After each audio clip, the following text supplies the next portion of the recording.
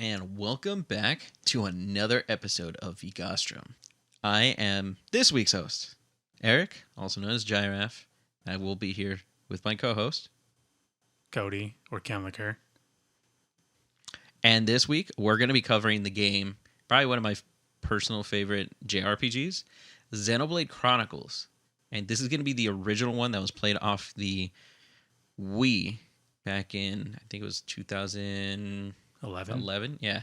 So this is not going to be the definitive edition version of the soundtrack or the 3DS remake, which only, I think, remade about 3 or 4 songs. It wasn't a full remake. That's what I remember. But yeah, I was actually really excited going into this one. And to also preface this, we're obviously not going to be covering every song. We're limiting it to about 34 songs.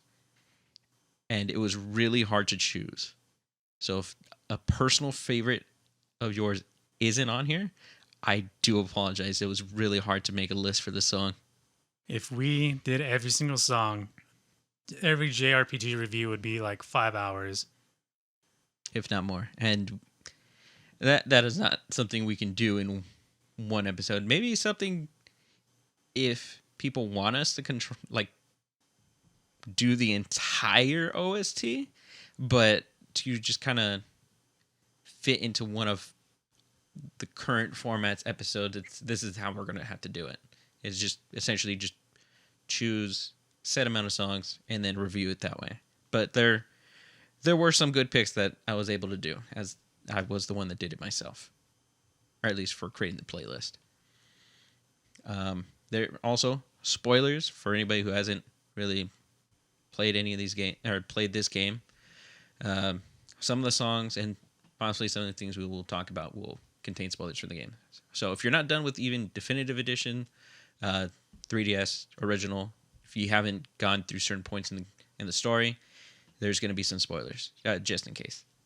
And that goes for me too, because I still haven't played this game. Yeah, you're gonna get spoiled regardless. You know, I don't really care about spoilers anyway. Which is fine. Works out, at least, for your benefit for now. But anyways, we're going to just jump right into it. This is going to be a long one for sure. So the first song we're actually going to go into is going to be the main theme of Xenoblade Chronicles. It is labeled main theme. So personally, I really like this song. Okay, so in every... No, my last pick, which was Sonic Heroes, as well as the Episode 0, which most people aren't going to see.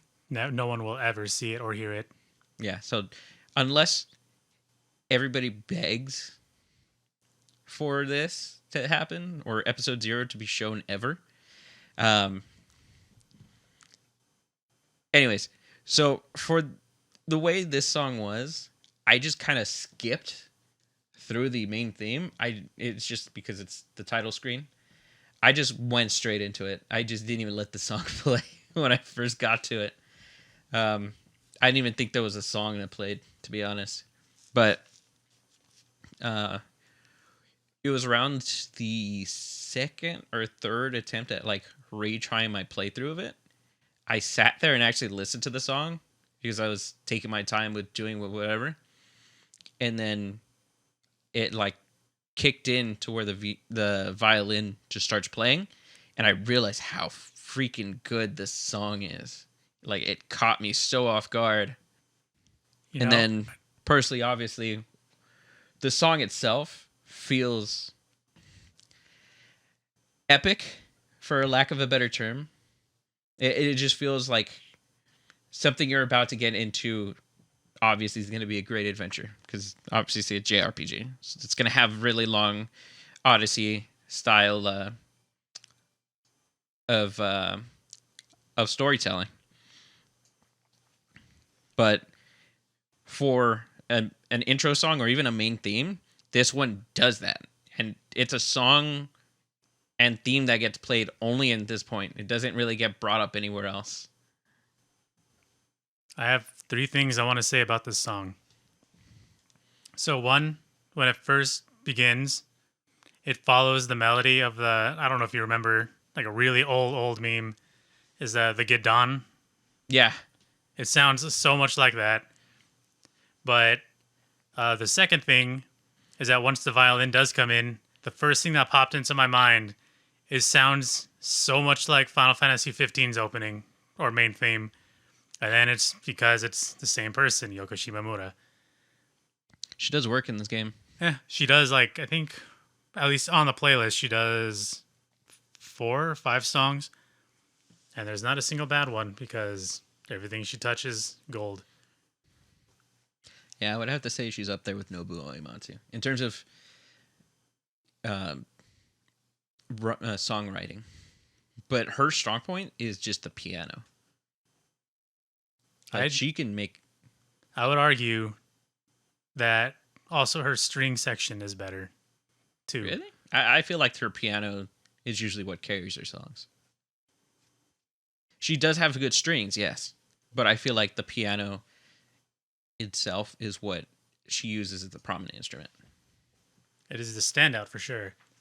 But if you listen to the songs that have like a heavy string section, I think she utilizes it better than most composers do. And I'm specifically talking about the string section and not just like a violin or a cello or anything. Okay, so but just pretty much just a standard violin. No. I'm saying the section. Oh, so just that the includes violin. everything, like, you know, like 20 violins, and like violas, cellos, contrabass, all the stuff together, not just one piece. Okay, so you're just talking about the violin section in general, just everything that uses that type of instrument. Yeah, let's go with that. Yeah, not all of us are musical people in terms of musicians.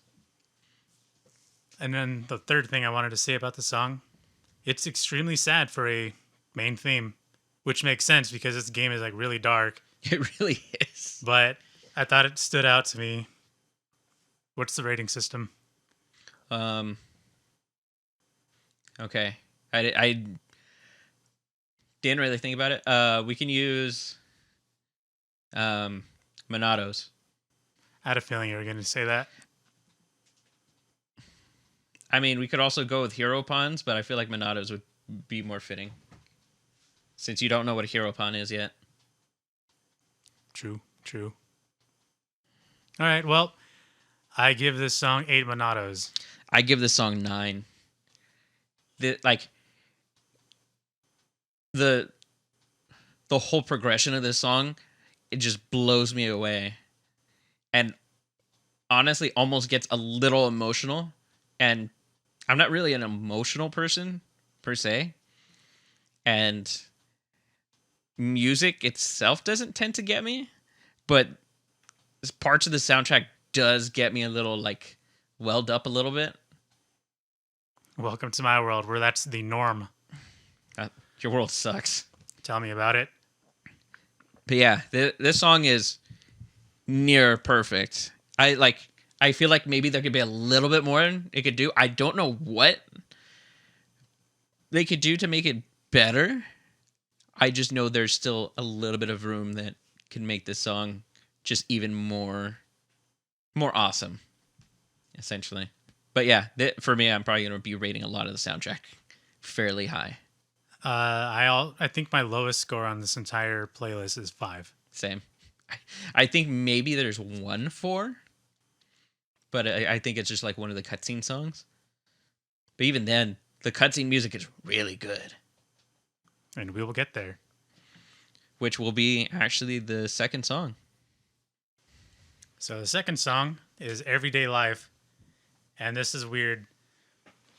It's very old American. Kind of like a 1800s, what do you call them? Like colonization? Yeah. Kind of like American prairie music. But on top of it, just like being that, it's also got a very Trails in the Sky sound to it. I would say there's a couple of those songs that kind of feel like that. Some are Cold Steel, but this is also before Cold Steel. at least. Okay, maybe we could just say Kiseki Games. Yeah, Falcom, you got ripped off.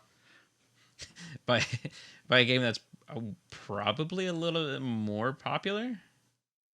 I don't know. It's hard to say because They're I both feel like kind of this. niche. Well, this game wasn't popular until Smash, so, and even then, it was very limited of how many people actually got to see it. But as for the song itself, it's a really enjoyable song. It's slow, steady, creates like a casual like feel. Like it's very kick back and relaxed. It also brings like a calming attitude. The song and the air itself is it makes it feel like familiar. Is how I would try to explain it. Would you call this song like the first town music? No, it's actually a cutscene song. Oh, The first town song is actually Colony 9. that's all right. That's even weirder. This that I was plays in not a ready for. cutscene when I think Shulk is just waking up, and actually no, I feel like this plays in a couple different spots. But yeah, it's definitely just cutscene music in the early parts of the game. That is surprising, but it does sound like town music. But I guess the fact that it isn't, I don't know where I'm going with that. I like it. I'll just say that I like it a lot. Yeah, I like it too. Reminds me of Trails in the Sky, and it's also got that weird like old American prairie style song. But yeah, I do have to say it does remind me of Trails in the Sky. It, like I said, there's going to be a lot of very similar feelings to other JRPGs. I feel like it doesn't rip off certain sounds, just more so it has similar or borrows similar styles. Because the soundtrack and instruments are kind of all over the place. The instruments are definitely everywhere in this soundtrack. There's no like real cohesion, but it's not a bad thing. Yeah, it just kind of uses a bit of every different style, and it just meshes it together. It's like they gave the composers musical freedom, and they just took full advantage of it. And I think it worked out in the end. But for scoring the song, I would give it a 7. It does a really good job. Like you said, it doesn't feel like a cutscene song. It feels like it would fit in the town, which kind of fits with the name of the song. Something that like would be every day, and if you're out in the town, it's kind of like what it would feel like. Yeah. Okay, so we're actually going to go into our first town music. It's going to be Colony 9. This is going to be the day version, actually. This song was completely out of left field for me. So I've always liked the kind of like I don't know if would you really call it Spanish, or is it more like what do you like American indigenous of like, Central and South America? I want to say it borrows from Spanish style, but it's kind of a mix, like just of those two styles, because it plays like a Latin style guitar, but it doesn't play exactly like that. It kind of borrows from 2 points, just like the more overseas, like Central America style of Spanish guitar, along with traditional Spanish guitar play. It's weird. It's like a weird mix. Whatever that sound is specifically, I like it a lot. Especially the pan flutes. I really like the flutes, but the guitar is what makes it for me the most. Like the guitar just drives the entire thing. So when I first heard this song, I was absolutely blown away. This is another song that I've heard in kind of semi-recent memory of where there's almost like a electronic beat in the back. Are you asking if there's an electronic beat? No. I remember this style of music with very heavy, like electronic style, like rhythm section was really popular here for like the last couple years. Like I don't know if you remember, but they used it in the like El Pollo Loco commercials. I don't remember. Honestly, I haven't really watched TV in past maybe 5-6 years. They used it in those commercials. There's also a song in One Chambra, like the latest or the second to last one, that has the same exact thing where it's good. Yeah, I didn't play that one. It's all right. It's only one single player. Yeah, that's why I didn't play it. Because we never got to play it. It's not a couch co-op game. It's good though. I like this song. I like this song a lot. I do. So I said Colony 9 is the town theme, but it's not really the town alone. This is actually going to be for the entire area. So for anybody that's going to be unfamiliar, Cody, this obviously goes to you too. The different sections of the games are pretty much like zones and like think of like an MMO. So an entire zone is going to be that field music. So this would be I think this is the Bionis' ankle is where this is at. Or the shin of the Bionis.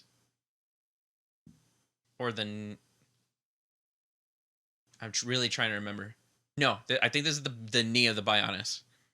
So to also explain, the Bionis is a giant titan. We'll get into more of that a little bit later. But essentially, you're on the knee of this giant thing. And so for this little area, or for this area, this song plays throughout all of it. Okay. I get what you mean. Yeah. So that's kind of the same thing for like the dungeon areas and then the other field places. You know, listening to the song again now, I don't know where that like whole electronic beat thing came up. There's none of it. Maybe you just heard a part that sounded like it? Maybe. Unless you're maybe remembering the night version. I don't think I listened to the night version like maybe a minute of it, and I doubt it. Okay. But I rescind that whole electronic beat thing, but that point still stands. That was kind of on the rise a couple of years ago. Also, for anybody unfamiliar with the soundtrack, there are night and day themes. Version where we'll distinguish which one's the night version or which one's the day version. Usually the night one will just be set as night. But it has a completely different feel or similar feel as it might use the main melody as the original day version, but they tend to be rather different in terms of how they're played. Yep, I've noticed. So once we'll get to a song later on that will kind of show off what we mean by that. We'll be including the playlist that I made for this episode. It's going to be in the description below. So with that said, I give this song a 10 Monatos out of 10. Really? You give it a 10? I love this song. Huh. Okay. I actually gave it a 7. I really like this one, but I have some songs that are played a little bit later and one way later that get played that are like my personal favorite field songs. Yeah, I give this 7 Monatos a... All right. All right. So the next song is another cutscene song. This is the Friend Zone song. I wouldn't even really say friend zone. They're just kind of like awkward together. This is essentially a song that plays when Shulk and Fiora are pretty much hanging out with each other. And for those unfamiliar with the characters themselves, Shulk is the main protagonist, and Fiora is one of his 2 childhood friends, which happens to be a female. Wait, is it Fiora? Yeah, it's Fiora. Oh, I thought it was Fiona. No, you're thinking Shrek. Yeah, I had no context for the song, but it's very clearly a romantic song. Yeah, it's very, very romantic. So romantic, Shulk is unable to eat a sandwich because of it. That is still the greatest, dumbest cutscene. Uh, um, it's kind of a joke with a certain scene. When you can look up, I'll Shulk link tries it. to eat a sandwich. I think we'll include Shulk eating a sandwich down links below. But the song itself is a really sweet song. Like it's like you said, it's lovey. It's I mean, obviously it's used when the two are together, and it just kind of emphasizes the relationship between each other. I'm not really a fan of this type of music, but it's inoffensive. So I don't really have any gripes with it. Or. No, that's it. Okay. Um, but I actually do really like this song, even just without it being a cutscene song. It actually really is enjoyable for me. I would actually give it 8 Monatos. That's quite a bit higher than I was expecting. Yeah, when you kind of hear it after a while or a bunch of times, it really rubs off on you. Plus the whole story dynamic, like getting to see different cutscenes and whenever it's played, kind of makes it a little bit more special. I guess I would say. I get it. So, there's gonna be plenty of bias. I don't know if it's really biased as just a song. You have time to like know a song, but with that, I would give it a 6 Monatos out of 10 because it's good for what it is, but I don't really care for it. Yeah, I also want to let it be known I'm not really like a love song kind of person. Like, it's just not my thing. So, a love song getting a really high score, at least for me, it's kind of weird. At least me admitting that. I don't really exude lovey-dovey or whatever. That remains to be seen. All right. Well, moving on to the next song. It's going to be Crisis. which is very fitting. So, in short, Fiora dies. Not at this point. Not yet, but she does. So this song is crazy. It fits the name. That's really fitting on the name. It fits what's happening. Yeah, like it stops all the happy, feely, like adventure stuff, puts that to a grinding halt, and everything is just blaze of fire. So the main driving force of the story show up, which is called the Mechon, which are a bunch of robot people. Or robots would be better to describe it, not people. So it's just a bunch of robots start attacking the colony. And essentially everything is in chaos. So this song really accentuates that chaotic feel. Like things are on fire, people are being eaten by robots, and you can't hurt these things. The music emphasizes that there's a feeling of hopelessness and danger. I want to talk about a little more on like the musicality of it. This song is surprisingly complex. It shifts styles like so many times, and it even does time signature changes as well. Like most of it's in 4/4, and then it goes into 3/4, and then I don't know if I was wrong, but I think I counted a 5/8. But on top of that, there's 3 games that this reminds me of. I want to see if you can guess at least one of them. Do you want me to guess what? I want to see if you can guess what one of 3 games that this song reminds me of.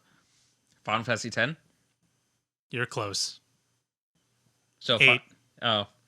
This song reminds me of Infinite Undiscovery, Final Fantasy VIII, and Resident Evil Outbreak. Really? Outbreak? Yep. Is that when the strings start getting intense? So there's a couple parts that remind me of it. It reminds me a little bit of what do you call it? Elimination, where you just have to I go don't remember around to like Elimination. a seemingly randomized map and kill every single enemy. And then there's also Thanatos from the first game. He's scary. Yeah. This game, as we said before, uses a lot of different games styles. Yeah, it tends to borrow a bunch of styles, but like this song specifically, it's just intense. Like there's just so much going on. It's like constantly switching in and out which instrument is like the forefront. It's a good song. It really is. I'm gonna give this song 8 out of 10 Monatos. I have the same exact score. Oh, really? Nice. It's really good. I don't want to beat that horse to death, but it's good. Which is kind of surprising with how much it changes. Yeah. It's time to get to probably one of the top 5 songs. In my opinion. Before we get into it, I just want to point out your hilarious story when you play this game in front of me. I was actually gonna bring it up too. Do you want to tell it? Yeah. So this is Engage the Enemy. Great song. Really great. Really great. And if you've played Smash 4, this song is included in the medley. That's it for Xenoblade. And, you know, we were both new to the whole Xenoblade series because obviously we didn't know about it. And eventually Eric bought the game, but he doesn't have a Wii, and I do. So he asked me, like, can I play it on your Wii? And like, I'll play it like in front of you, like so you can watch. I'm like, sure. Let me play with your Wii. In this cutscene where Fiora dies, actually, he was watching the whole thing play out, and after the cutscene finished, he asked, like, I wonder when that song is going to play that's in the medley after it literally just finished playing. The sad part is, okay, the reason I thought it was a different song was because in the medley it plays faster than what the actual time signature of the song is. And it even has Guar Plains, and I thought the original style of Guar Plains was the faster version. So that medley kind of messed me up in terms of what songs it puts in, as well as what songs are actually, like, how fast their speed is or in the intensity. So it just completely threw me way off. So I was not expecting it. I really did like this song, but I didn't understand that was that song. But getting back to the song on hand, I have to say this is top 5 songs. Or one of the top 5 songs in the game. Easily. And we're literally number 5 in this personal playlist. And when this song is played, not even just in this point in the game, there's something going on. Whether you're facing down a really tough enemy, like you're put in a really bad situation, or one of your friends is going to die. It drives home that feeling that you're in this very messed up moment, or things are getting down. Like there's so much emotion in this song that in the first cutscene it's played at, when Shulk's just yelling at Metalface, when he screams, "I'll kill you," oh my god, I get goosebumps. Like a surge of goosebumps going just like through my body. Like this song amplifies the emotions you feel in the moment. And for me, this entire soundtrack tends to do that a lot. And this song specifically does it every time it is played. So you mentioning that, like, goosebumps feeling, not even having played the game, I get that with a good number of songs. Specifically, well, just in general, but from the soundtrack too, especially. And this is, I can't say top 5 if I'm going by my rating system, but this is top 10 easily.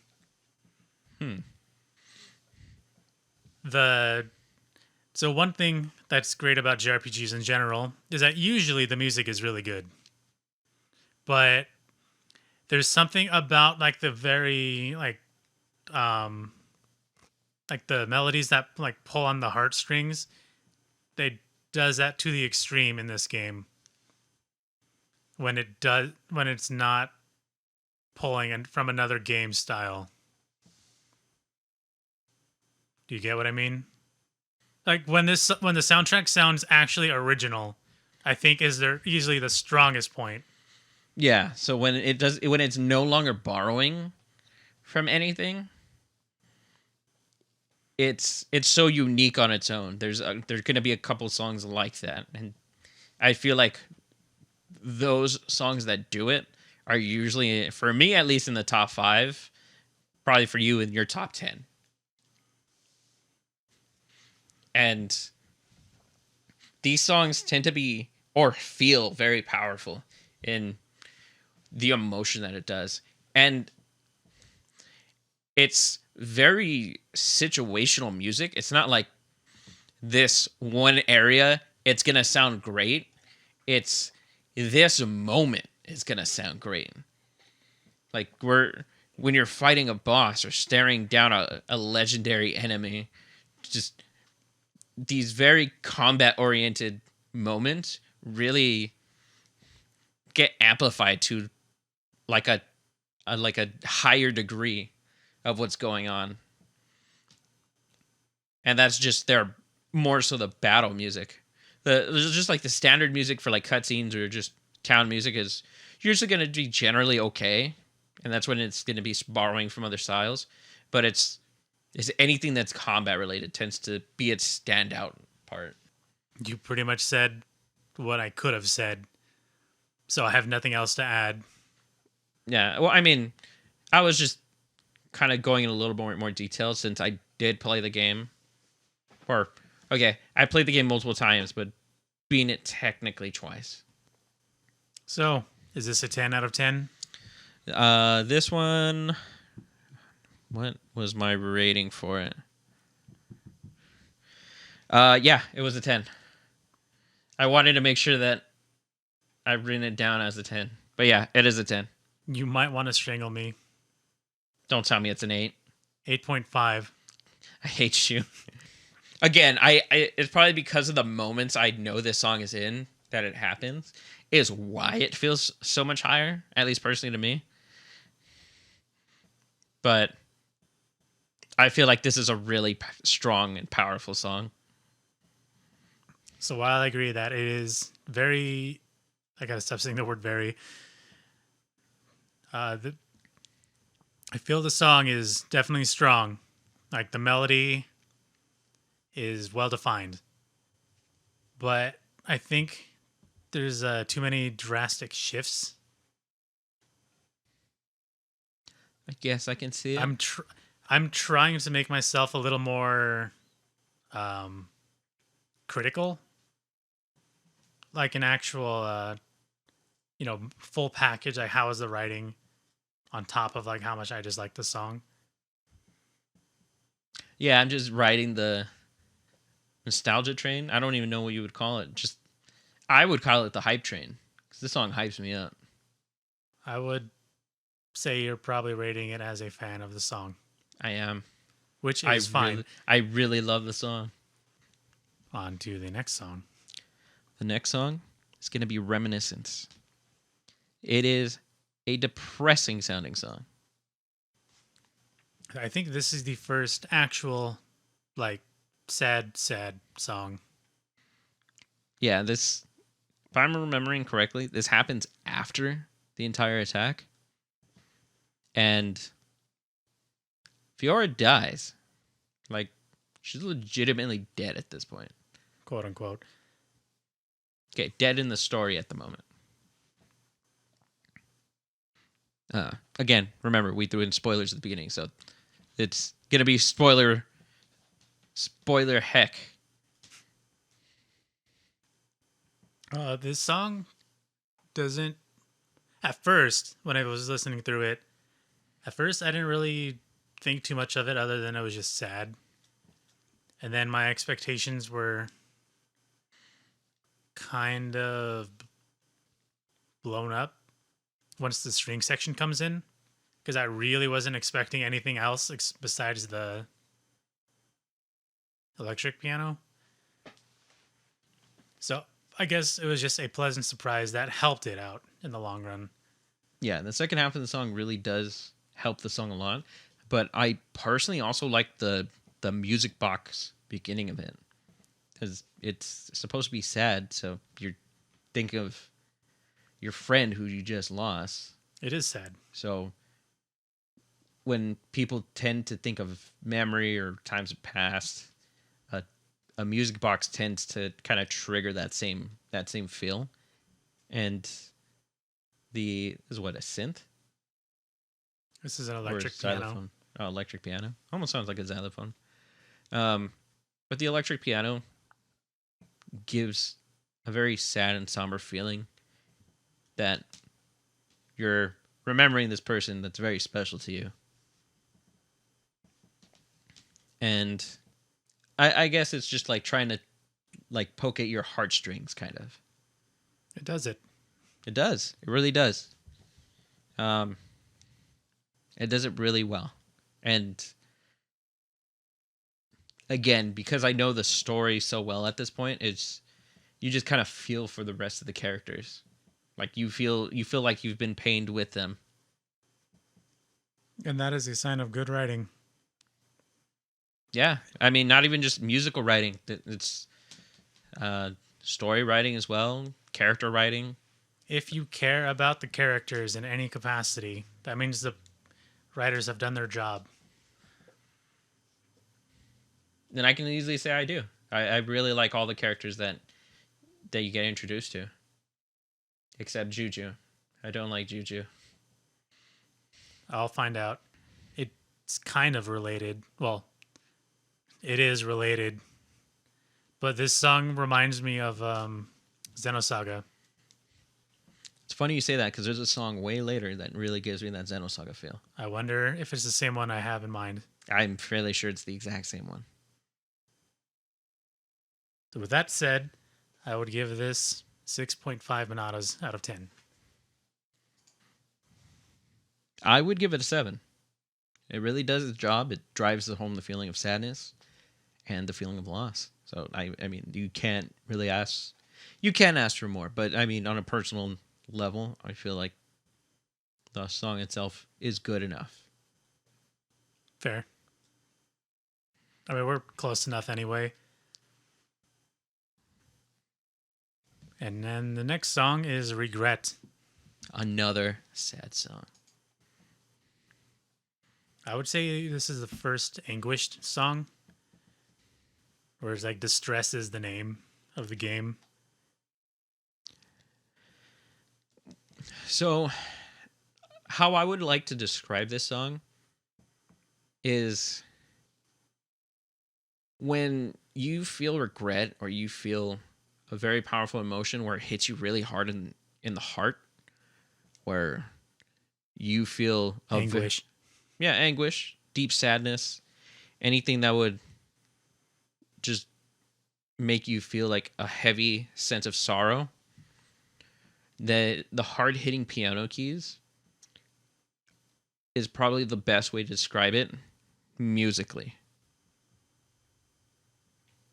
It's a good combination of things. Like that's the droning bass, it's the echoey piano, and then it just kind of just drives home that feeling. Like it makes you actually feel like the emotion you feel is being played out by the song. You know what this reminds me of? No. This reminds me of all those like war movies where like after like the big battle, they're just showing like all the carnage. Just like what you could put this at the end of like Saving Private Ryan. Yeah, like there's bodies strewn everywhere. There's Tom like Hanks blood is dead. everywhere. Like just there's like a lone soldier walking, looking at like all the dead bodies and stuff. That kind of feeling. Yeah, it does give that feeling. I actually described this in a later song that the game itself almost has kind of a movie-esque soundtrack with its cutscenes, where you can kind of put certain songs in a movie setting and it would kind of work out really well. Like, obviously, it's not going to work out like Duel of Fates from like Star Wars. It's not going to be something like that, but It's cinematic. yeah, it's thematic, and you can put it in certain situations that tend to match very heavily. Cinematic. What'd I say? Thematic. Yeah, your word makes more sense. With that said, I would give this 7 Monados out of 10. It's actually the exact same score I got. I give it 7 Monados. This is a like stark contrast from the Stardew episode. Well, I mean, a lot of songs I'm pretty sure are going to hit us very similarly.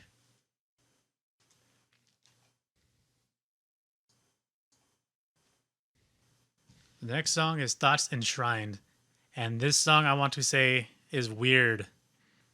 Not in a bad way, but it's all over the place in like style. I would also like to say personally that this song is kind of weak in comparison to some of the other songs, at least in my opinion, where it's not as hard-hitting, it's not as driven. Of course, like in the moments that it's playing, I wouldn't really say it's sad. It's more of a serious type of tone, which it kind of gives off that feel with the instruments being played. But it doesn't drive a singular emotion, or it just doesn't bring a certain feel to the forefront. I agree. I have pretty much one thing written down about this song is that it sounds close to 18th century like European music, but it follows the progressions of like 1970s bands like Steely Dan and Supertramp. Yeah, I don't know if I have really an opinion or anything to say on that, to be honest. It's something I picked up, and that's why I said this song is weird. Yeah, it is weird. It's kind of weird, and it has like a weird section with the vocal melody, where it almost sounds kind of like romantic. I don't know if I would agree with romantic. I don't know really how I would describe it. Like once after the vocal part where the strings are just like swelling, I think that's the song's strongest point. Yeah, it's the strongest point. But up until then, it's kind of I mean, it's not like it. Like it's just more. It just kind of sets a bit of tone, and that's about it. You know, this string section actually reminds me of Cold Steel. Yeah, the string section does really sound very similar to that. But the song itself, I gave it 6 Monados. Probably one of my lower scores. I gave it a 7.5 originally, but I think I'm going to lower it to a 7, which is still good. Still good. I mean, it's the string section that's carrying it. Yeah. I do like the weirdness, though. I will say that. Now, the next song is actually the first combat song. So again, going back to the whole Bionis thing, this song is the main battle theme for when you're on the Bionis. So anytime you start a battle, this song plays. And it is Kingdom Hearts. Yeah, it's very Kingdom Hearts. Kingdom Hearts song because it's Yoko Shimomura. Now, this goes back into the feeling of when they borrow styles, it's not as strong as a unique style. And because it's borrowing the more Kingdom Hearts-esque feel, it doesn't feel as strong as some of the other combat music that's in the game. So actually, personally for me, this is probably towards the lower end of the combat music. I still like it. It's just, it doesn't seem rather unique, or it doesn't feel like it fits the game itself specifically. I know exactly what you're saying. And yeah, it's like it's because it sounds too much like Kingdom Hearts. It's distracting. Yeah, it doesn't sound like it doesn't feel like it has a uniqueness to compare it to something like Engage the Enemy. Aside from those points, which I completely agree with, I do just love the whole Kingdom Hearts sounds to begin with.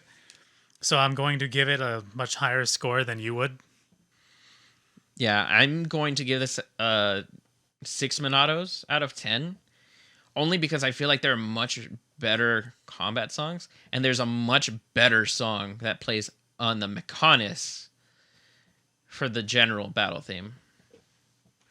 Is it on this playlist? Yes, it is. All right, we'll see when we get there.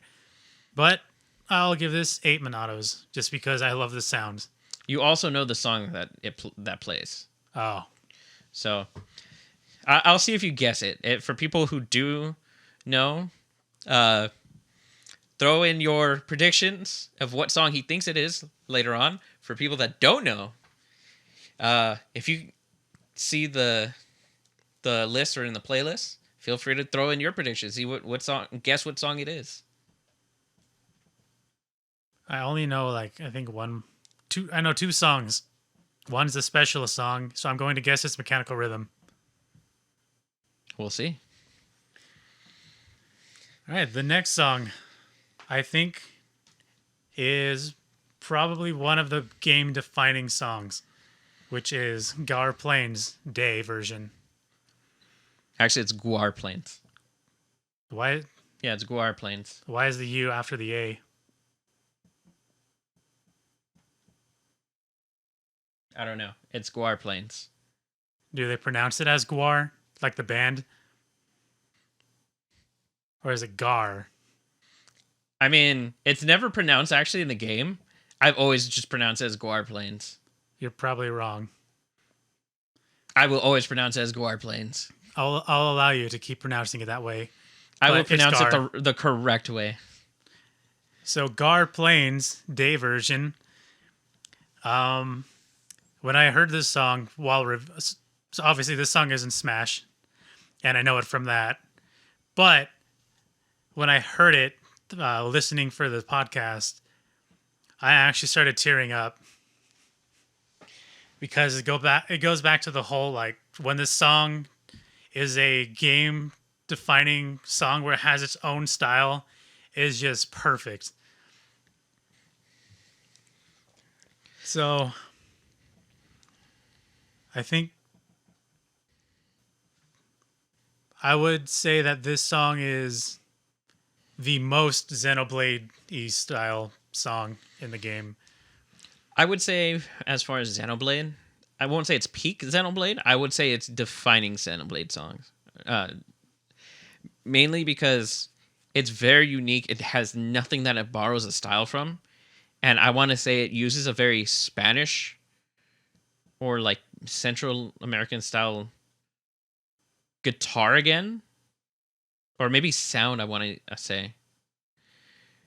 But just the style of the song is really unique. It has that Spanish feel. I think I know what, it's the combination of the claps, the violins, I don't know if I could agree with the violin, but rhythmically the song is Spanish. Yeah. So that Spanish style seems to be really unique for Xenoblade, I guess, because that's some of the more standout-ish songs. But also the way this song kind of just changes throughout, it tends to change which instrument is kind of in the forefront. And so pretty much the way this song plays out, it's very happy. And it drives a very happy feel to it. You can feel joy when listening to this song. I just feel like crying. Well, I feel happy when I listen to the song. And when the song starts to get towards the end, middle to the end, and it just kind of winds down a little bit, it still carries that happy, hopeful feeling that the song has, or at least it has towards for me. And then it just kind of like picks back up and restarts. Well, not really restarts. It picks back up and just kind of does the same melody a couple times, but instead of just like jumping back into it, it just kind of like stalls it a bit. It's kind of like the song itself. The song kind of feels itself out, if that makes sense. I suppose. Well, I think essentially what you're saying is that it's reprising the melody while changing. That's probably like a better way to state it. It reprises itself. This song, 10 Monatos. Easy. I give this song 9 Monatos. Now, there is a song that I really like later on that will probably, I think I listed it as a 10. It's either a 10 or a 9. But this is one of the 9s. This is where, like, as terms of field music, I really, really like. So, the next one we're going to go to is Unfinished Business. Now, this song only plays in one cutscene in the original game. Didn't you say you didn't like this song? No, I like this song. I think it was almost criminal for the fact that they played this song only once. I swear there's a song you said that you didn't like. I'm not sure what you're talking about. Never mind. I think it's. I think I know what it is. Nope. Never mind. I don't know. Anyway, right. Go on. So the way the song plays out fits perfectly for what's going on. It pretty much has the main characters that you've been playing with up to this point essentially cornered, and it's interrupted is probably the word I'm going to use, or use best. You're being interrupted by two characters who were introduced previously coming in and straight up saving you. Like, they completely even the odds, and it's honestly, I would say, Dunban's theme. Dunban being one of the main characters or main party members of the game. And when this character shows up, he is like the wise mentor who's like slightly older than the main party by like maybe 10 years. But this character exudes confidence and maybe not hard-headedness, but he is very driven. Is he the Sephiroth looking dude? Yeah, I would say Sephiroth looking would fit. But this is one of those cutscenes where the voice acting really kicks into or accentuates the actual music. So the music itself is really good, especially for the moment. But when you combine that with the moment or the cutscene that's currently happening when this plays out, and all the voice lines that are being said, it's just like Engage the Enemy. Everything just plays out perfectly, especially since this was designed for this one specific cutscene. All right. As a person with no context, until you told me right now, I will just focus on the more musical side of it. So this is another Yoko Shimomura song, although I think it's done better because it blends the two styles together. So it's not as distracting as Time to Fight. So, does it change keys? It might. Okay, never mind. So you can hear the general like Shimomura stuff, and then you can hear like the strings are more Xenoblade-y, if that makes any sense. But it's emotional because you can feel the sense of urgency in the song, which now makes sense. And it's kind of funny. I love noticing this kind of stuff. In the background, you can hear like wailing guitars, Yeah. which was very prominent in like late 90s, early 2000s Japanese stuff. Like Dot Hack use it a lot. Yeah, I would say there's some dot hack feels in this game as well. Yeah, I like the song. It's emotional in the sense of It fills you up with determination. yeah, it's Wrong there's not a game, word but for that. There's that guitar. yeah, I give this song 8 Monatos out of 10. Hey, me too. It's actually a funny coincidence. Yeah. The next song Is arguably the best song on the soundtrack. Not even the playlist. The soundtrack itself. You Will Know Our Names. Another song, thanks to Smash, that everybody should know by now. Ha. Ha. Yeah. If you don't, well, you know it now. So I said earlier that I think Gar Plains is the definitive Xenoblade song, but I think to most people easily that this is the most definitive Xenoblade song. I would say this is peak Xenoblade. I don't know if I would agree with that, but it's like rivaling. Like the so again with whole the emotional side of this soundtrack gives you a huge sense of action, heroism, and most importantly, hype. This And song, fear. there is no apparently. fear. There's only hype. There's only hype and the fact that you're about to find out that it's a Rhine time. One of the only things I know about this song is that you'll hear it when an enemy is like 600 levels ahead of you. No, this is actually the rare enemy song. So, if it's a rare enemy and it has golden sparks flying in its name, oh, you better hold on to your butt because it's time for a good fight. And not only is it because it's going to be a hard fight, but this music's going to kick in. And you better hope you're either prepared enough or leveled enough to make it so the song itself lasts. That is a common complaint I've heard from you, is that the song doesn't last long enough. It doesn't. It really doesn't. So there's not a lot I have to say about it, like from a writing standpoint. I think it's just a great definitive Xenoblade song. Although I want to point something out. It doesn't detract from it in any way.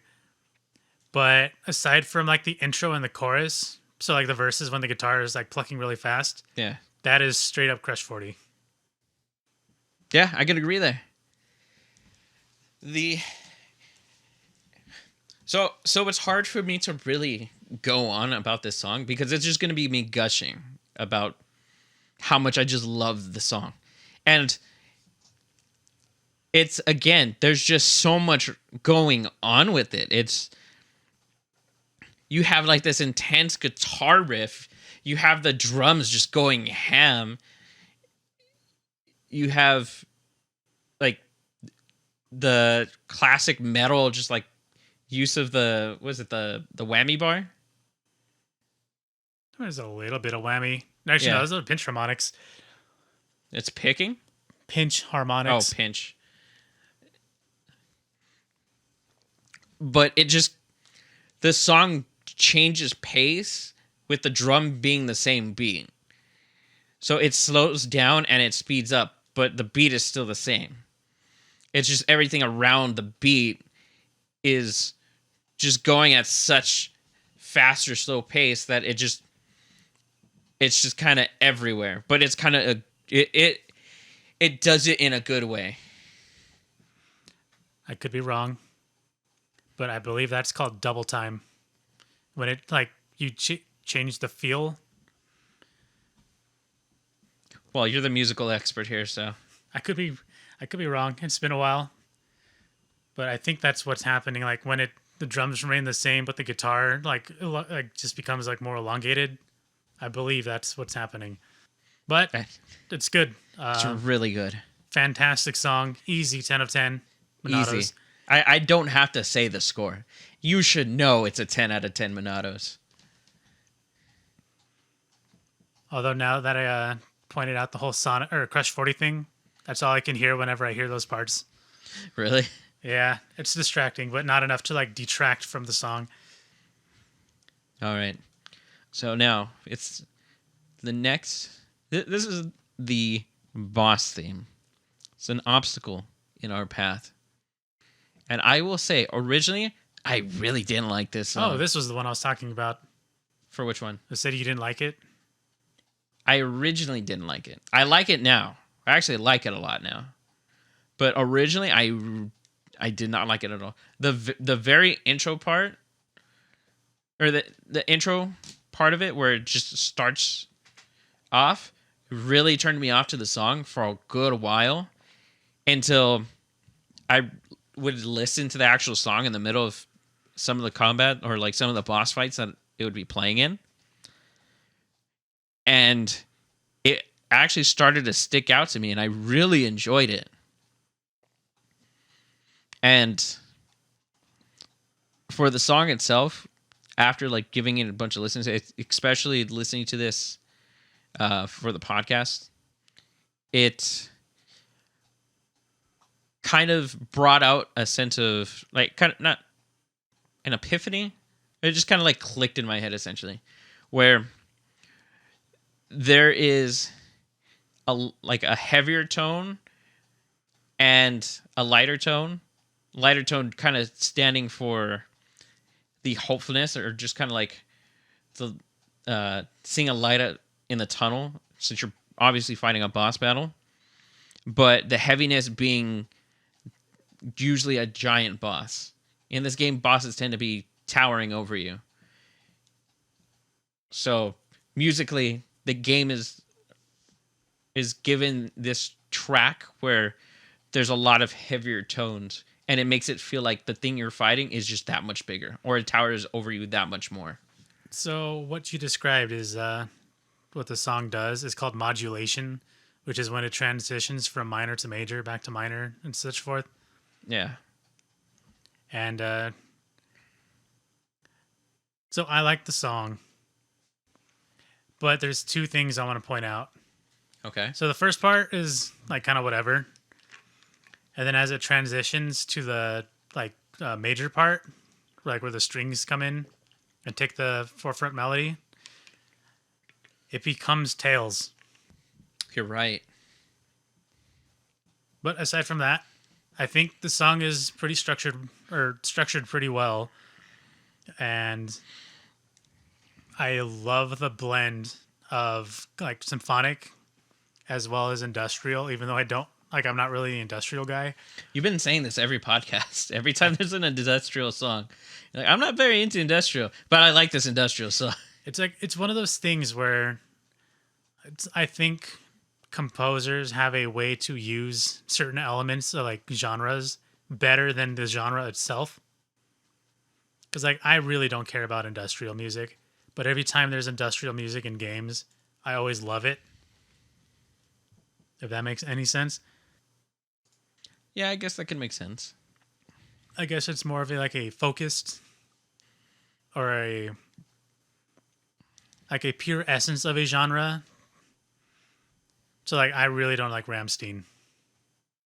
Neither do I. But with the whole Sonic Heroes thing when I was gushing about the industrial stuff, it's like I love that sound, but bands like Rammstein, I was like Power Man 5000. No, I agree. I mean, there's a certain sound, like I don't like country, but like for Stardew, there's a bunch of country sounding stuff that I really enjoyed. Yeah, so do you see exactly what I'm talking about? I understand exactly what you're talking about.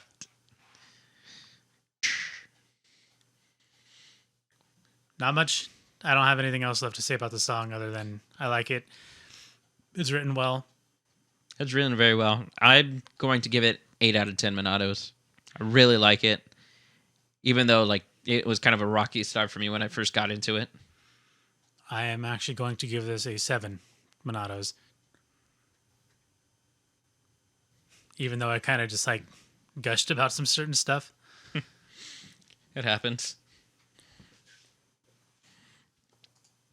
Now, this is going to be the first night song that gets played on the list. Was it Satoral? Satoral Marsh. Before we get into it, I showed you this earlier, but the piano in the beginning part, I'll link it, but it's used in A Hat in Time, and I just can't unhear it because it's the same exact notes. It's just played at one bar each instead of two. Anyways, so this is going to be our first night song. We've had a couple different day songs get played. And so this plays in like a swampy marshland, which you probably wouldn't have guessed with the very soothing music that gets played in this area. The day kind of feels that way, but when you get to the night, it feels mystical, I would describe it. Like, it's calming and serene, and it has this feeling of like you're in a place that's not normal, I guess I would say. Or not normal. Again, maybe mythical or mystical would probably best describe it. And the area does fit very well for the game with this music because you see like rainbow fog, you see a lot of lights and color that get exuded from everything that's going on with the marsh at night. Like it's almost spectacular once you actually look at it in a game. So maybe with that context, I can agree a little bit more, but off just going the song alone, this is not marsh music. No, I 100% agree. It's not marsh music. Does not fit for a marsh. But the song itself, I really like. I originally did not like the level because it just kind of seemed boring. But I was going into the level during the day. When it kicked into night, I loved it. It wasn't that bad. I actually perma-changed it to night every time it would change. I have to ask, is this the song that reminds you of Xenosaga? This is not. All right. Well, I do have a story relating to Xenosaga then. So first, I will just review the song as is. So once you get past the A Hat in Time intro, the song really picks up after that little piano part stops and becomes its own thing. Well, technically, it's been its own thing. It's just A Hat in Time. I know. After. But I like it's very serene, although maybe a little bit too busy to be completely serene. However, I think the song picks up like hardcore once the Celtic harmonies come in. And that's what I wanted to talk about with the Xenosaga stuff. Where it has that Celtic sort of sound to it? Like the vocal harmonies. So these are the Celtic vocal harmonies that I'm talking about.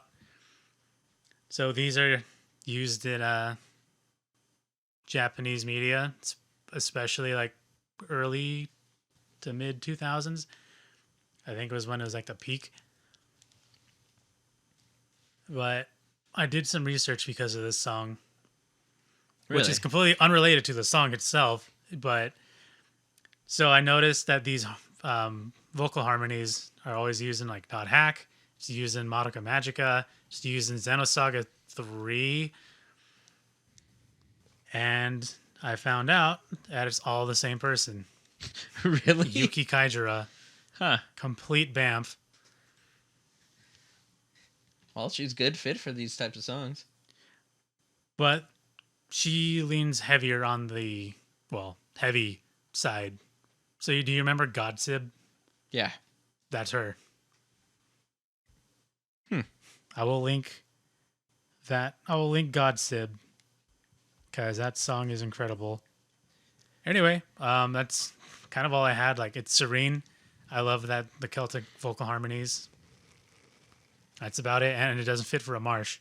It really doesn't. But I will give this song 8 out of 10 Monados. I would give it a 7. Pretty close score. Now, do you want to introduce the next song? Might as well. So this will be Forest of the Nopon, day version. It's actually Napon. Okay, You Forest of the uncultured Nopon. swine. Yeah, I've never played the game. You have it, though. I'll get to it. I'm pretty sure I bought it for you. You did. We talked about this last episode. I'm going to get to it soon, TM. All right. So, this is the day version of Forest of the Napon. It has a kind of strange feel to it. I'm glad you said that because the first thing I wrote is I got bamboozled by the opening. I thought it was going to be like some kind of Arabic, kind of like deserty feel song. Nope. It's just like an open field style song. Which is funny because it's in a forest. And yeah, that makes no sense whatsoever. Like, this is legitimately a rainforest. That makes even less sense. This is also on the back of the Bionis? I'm trying to remember the exact point of this. This is like... It's weird to try to think geographically on a humanoid person kind of thing of where this body part would be. But anyways, it's got a strange mix to it because you have like these tribal bongos that are playing, mixing with just a regular piano, and then mixing with like a normal flute. It's just kind of a weird combination of sounds that works. It's not a bad beat or melody. On a related note, I noted that it clashes. Yeah, it does. It's clashing heavily, but I don't think it's bad. Also, this is just another Trails in the Sky song. I don't know if I really can agree with that. Maybe you'll hear it in the second part, like after the flute. I would say the guitar that plays in the background does resemble that. Okay, I kind of agree. Yep. But One yeah, day I we'll mean, have there's a Falcom themed one. There's really not much I could really add to this specific song.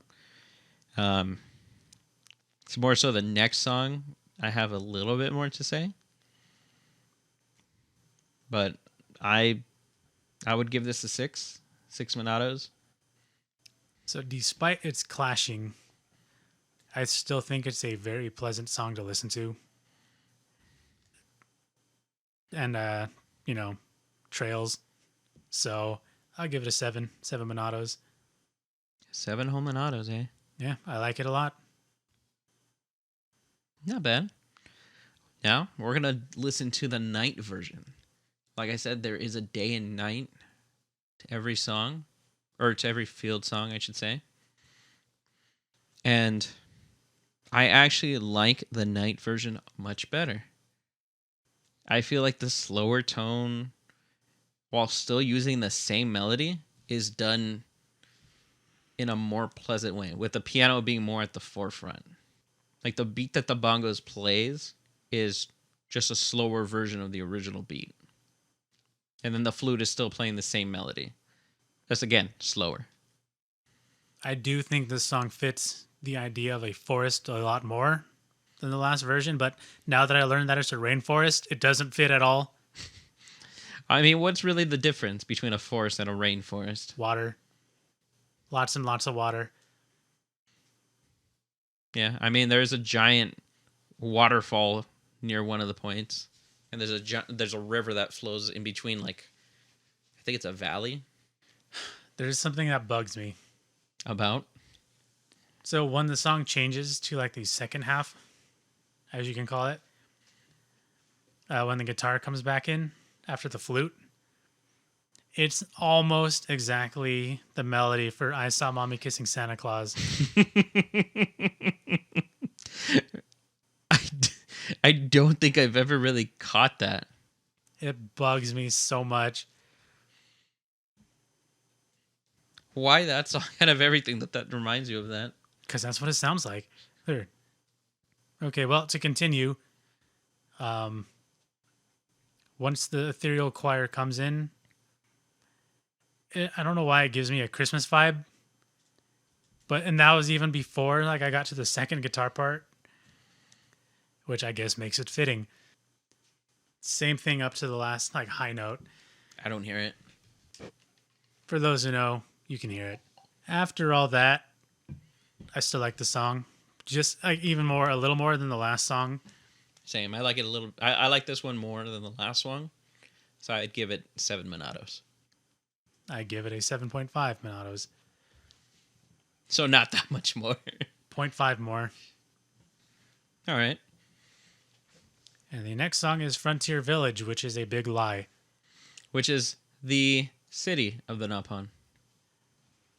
So frontier is a word used to describe the old American West. This is a European field. Also, this song really justifies me in the way that the recorder is not just a meme instrument. Yeah, it uses really good or, I don't know, maybe high quality recorder. Or maybe the person just knows what they're doing. Could just be that also. I mean, even if a person knows what they're doing, a like $300 recorder is going to sound way better than a $1 recorder that's made of like cheap plastic. What are you talking about? My school recorder was the bomb. Did you even have one? No, I didn't. I have mine. It was $10 and it still sounds terrible. It was probably $10 for you, but $1 for whoever. Yeah, probably. Anyway, to the actual song itself, aside from the lie, this is actually just a very European song. It's even So there's the recorder, which isn't really area specific these days, but I believe that's a nickel harp playing in the background, which is a European instrument. Is that what it is? It's either that or a harmonica. I can't really tell. I'm pretty sure it's a harmonica. That's what I think it is, actually. Because that's what I wrote down, is that I really like the harmonica sound. Unless it's whatever the heck you said it was. Yeah, it could be a nickel harp. But I have either one of those. And it's got Italian guitar, which I like to call just like the really tremolo picking, like high lute, lyre. One of those. Yeah, it's just the harmonica or the other instrument you said it could be really carries the song for me. I really like the sound of it. It's pleasant. And then as far as towns or like town music goes, this is up there for me. It's actually probably one of my favorites in terms of town music. I would say the same, but that extends to just like out of every JRPG town music in general. So not just within this game. Yeah, like it's great for a town song.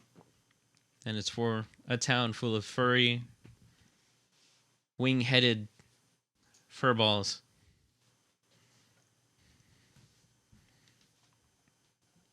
I got nothing more.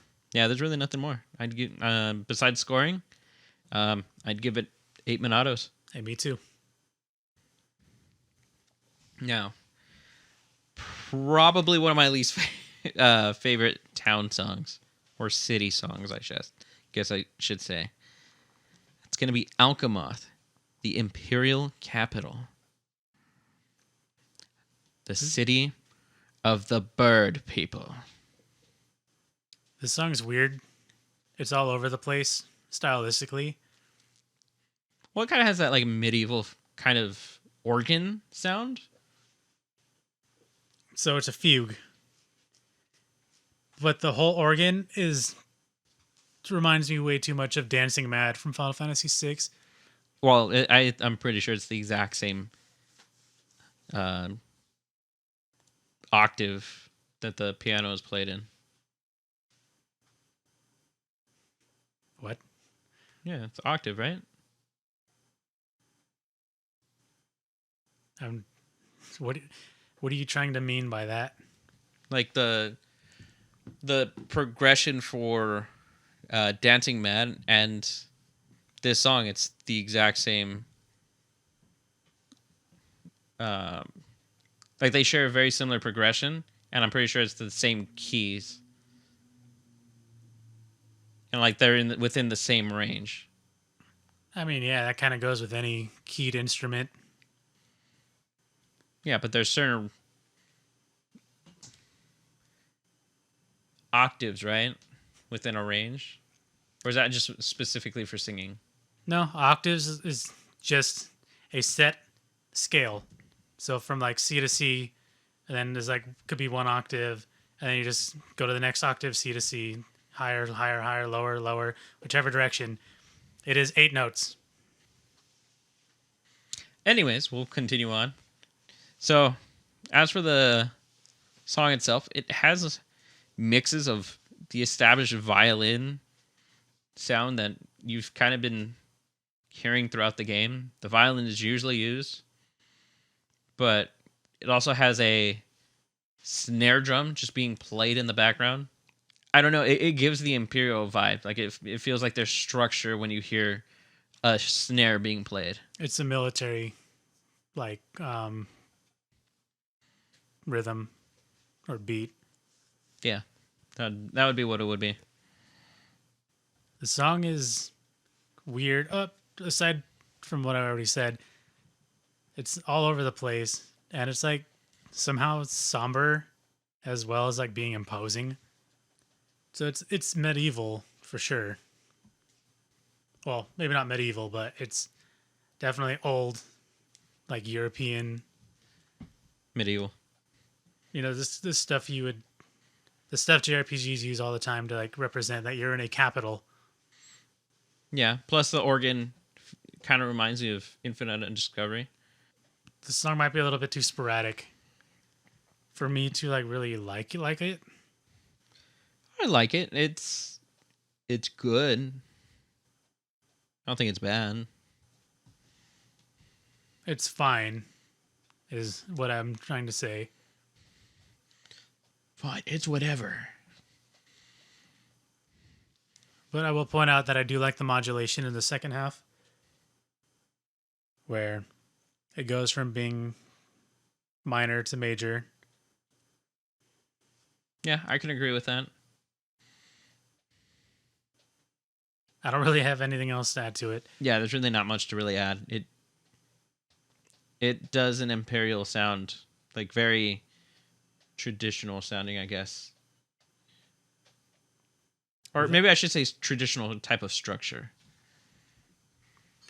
With that said, I give it 6 Monatos. I give it a 7. So the next song is Volok Mountain. And Cody actually got to choose this song. Yeah, I don't even remember the other song you gave me the choice between. It was the night version. Oh, I like this one a lot more. I actually preferred the night one myself. But this isn't a bad song. It's kind of weird because Volok Mountain is a snowy mountain. Like you're on the head of the Bionis, I think it is. And it's just a snowy mountain, snowy fields. Okay, definitely not the imagery I was thinking of. No, it is not. It doesn't sound anything like snow or snowy. It actually sounds dark and lonely is how I honestly feel when I listen to this song. The reason why I love this song is because it heavily gives off like a like mystical feeling or like witchy vibes, and I love that sound. Which is weird because nighttime is much more mystical because there's like crystals all over the place. And when it's night, those crystals light up and shoot light into the sky. I don't know what to tell you. That you're wrong. I want to point out that while I listened to this song fully for the first time, probably about like 30 seconds into the song, a bunch of crows started gathering on my neighbor's roof. Yeah, I definitely get where you might have gotten the witchy feel for it. But like I said, it doesn't fit for a snowy tundra. It really doesn't, now that I know that. Maybe those little, what is it, strings or xylophone? It's like a synthesis of sounds. Fake sounds. Yeah, it's like crystally, like almost like a glockenspiel, and then it also has like a string element to it, like a hammered dulcimer. I don't know. Like that instrument's the only thing that can give off some sense of like a maybe wintry, but I don't know about It's not snow. enough. So, because of where it's played, I have to dock it points. But as if it wasn't in such an ill-fitting place, I would give this song an easy 10. Because Really? I love it. It's so good. But because of it not matching wherever, I'm going to give it a 9. I give it a 6. Like I said, I much prefer the night version. But this one's fine. It just doesn't really fit. That's what I said. And the next song is Ancient Mysteries. This is another mystical or mythical sounding song. Where it's much slower. I think it plays in the High Entia tomb. Or it plays in a cutscene in Valak Mountain. I'm trying to remember exactly. I'm pretty sure it's the High Entia tomb, though.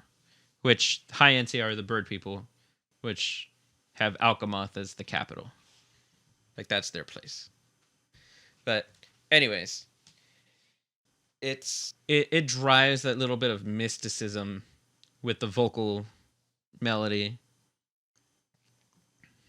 It's Celtic again. Yeah, it's Celtic. It kind of reminds me, not like a one-to-one comparison. It kind of just reminds me of Halo with like chanting. Like it's not monk chanting like with the Halo theme, but it's the chanting gives off the spiritual feel. I see what you mean. That would be Gregorian. Though, I mean, personally, I don't really rate this song very high. It's not very much that I really enjoy out of it. Probably one of the weaker or one of the weakest songs on this list. So I do agree with you. However, I still rate this song higher than the next one. I actually rate this song the same as the next one. So again, it's Celtic. And if you're going by the title, then this is Ireland. All right. Dumb joke. But I mean, it's enjoyable.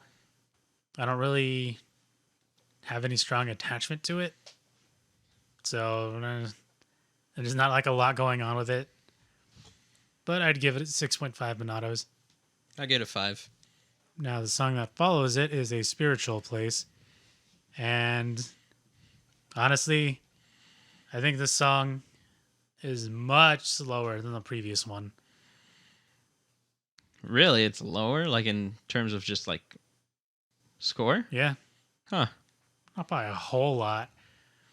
I mean, I feel like this song does the exact same thing as the other one, but gives it a little bit more of a foreboding feeling instead of just being mystical.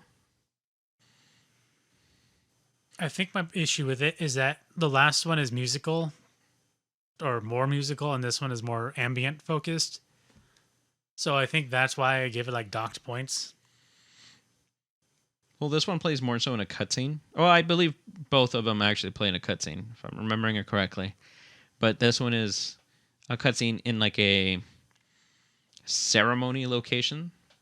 It's like within a tower in Valak Mountain. But yeah, it's more ambient. It does. I feel like it just does the same thing as the previous song, and it has that Celtic chanting again or vocal melody that's used very commonly. And again, it's another high Entia location, so it tends to have that Celtic vocal noise. Again, I'd give it a 5. Yeah, that's what I put. It's a little bit too ambient and not musical enough. I mean, a 5 is still good. That's smack dab in the middle. Yeah, and that's the weaker song on the list. I think the weakest for me. Never mind. The next song, which is Visions of the Future, is my weakest. So, this song either comes with pure dread or pure hatred or pure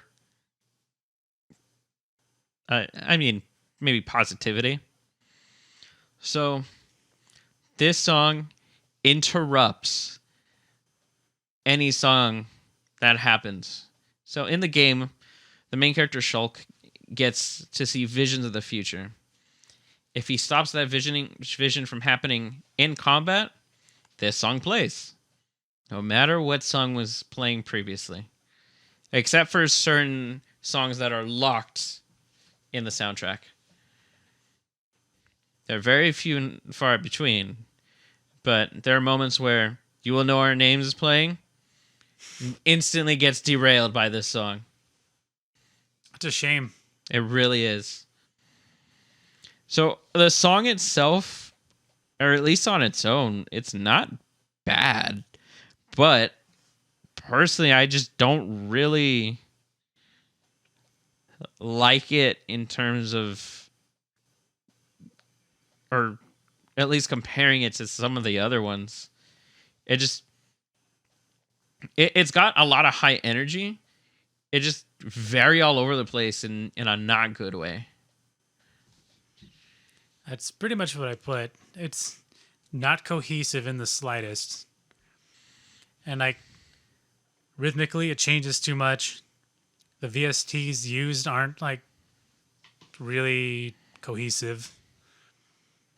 Like it's still kind of cool, but I think it's too much of a jumbled mess. I think the best thing I could say about it is that the guitar is great. Yeah, I would say the guitar is essentially the only good part. Everything else is just kind of like noise. So with that said, this will be the first sub 5 score, which is just a 4, because it's still not terrible. I'd give it a 5. Unless it interrupts You Will Know Our Names, then it's a 4. The next song is McConaughey's Field. And it's not a field. It is not a field. It's one of my favorite fields, though. Or maybe I should say location. So, this part of the list, it's the latter half of the game. You are now on the Bionis, the Mechonis, which is the other Titan. The Bionis made of biological life, Mechonis made out of mechanical. This song is played when you're scaling the entire inside, or no, not the entire, a majority of the inside of the Mechonis. And to kind of describe the location, it is, think of like a giant mechanical factory where there's conveyor belts, elevators, moving platforms, buttons, switches, everything you could kind of think of utilized in this area. Now, personally, I don't think it's really fitting, but I really, really like the song. I could kind of get the vibe. Um, so when it first starts, I wasn't expecting much. Like the beginning part reminds me of Metroid, where it's just like really ambient and spacey. But as soon as it like builds up and has a sort of drop, quote unquote, it reminds me of the later Mega Man X games, like 5 to 8. I would say it's a much slower paced version of them, or at least comparatively. I mean, this is about the same speed as the ending for 5. Yeah, I can agree. I actually would say this song, or at least the beginning of the song, reminds me of Pocket Tanks.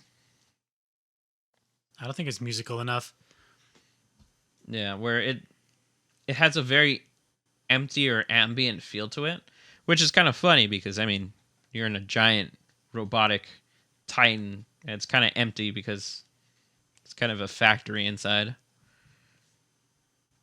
Or, I don't know, maybe a giant living elevator. I don't know I don't really know how to really describe it. We'll go with living elevator. But I really like this. It's very strange sounding of a song, at least compared to like everything you've heard. Especially with, what is it, the synth? There's plenty of those. Yeah, like it just makes it feel strange or like kind of different. This is a dramatic turn in sounds, but it's good. It's actually great. I just from the intro, I had no expectations and then blew me away. Not in a 10 of 10 kind of way, but It was a pleasant surprise. yeah, still an 8 Monatos. I'd give it a 9.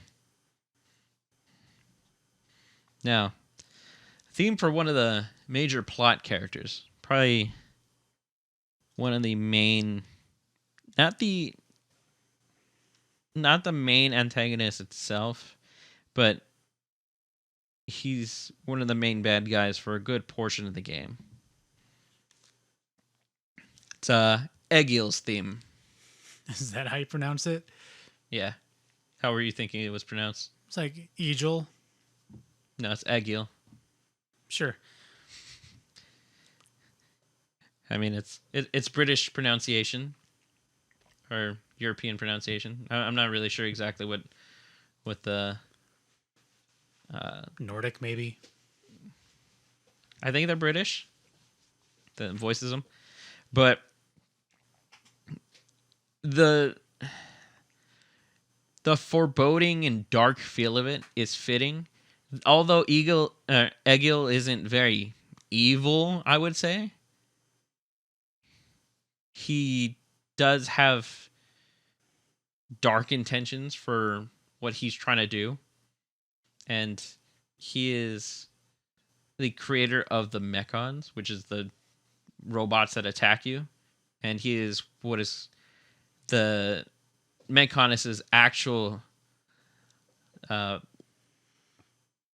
living beings that live on it or that reside in it. They're called the Machina, which are like human, but except they're made out of metal. They can function like regular humans, I believe. Spoiler alert. Huh? Nothing. That we spoiled, or we said spoiler alert at the beginning. So if anybody's at this point, they've already been well warned. Essentially, they're just the living people that reside on Mechonis, and They're cyborgs. yeah, they're cyborgs essentially, not androids.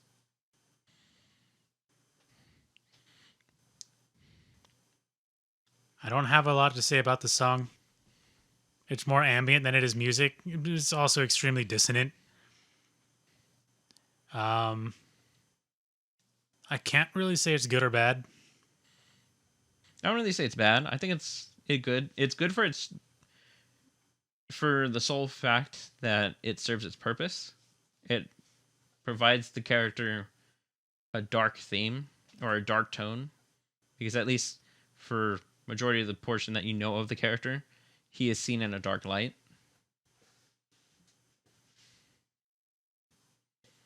with that little tiny bit of context, well, even before that context, I knew it was supposed to be an evil dude.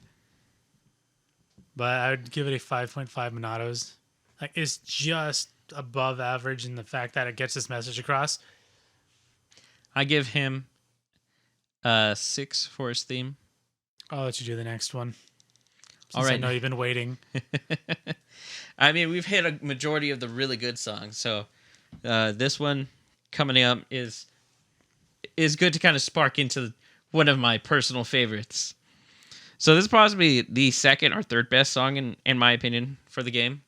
It's going to be Mechanical Rhythm, and this is the main battle theme on the Mechonis. And I was right. Yeah, you were. So the Bionis version of the main battle theme, it's all right. It's not bad. This one, good lord, is it good. This is up there, honestly, with You'll Know Our Names. It's not as good, but it is really good. It is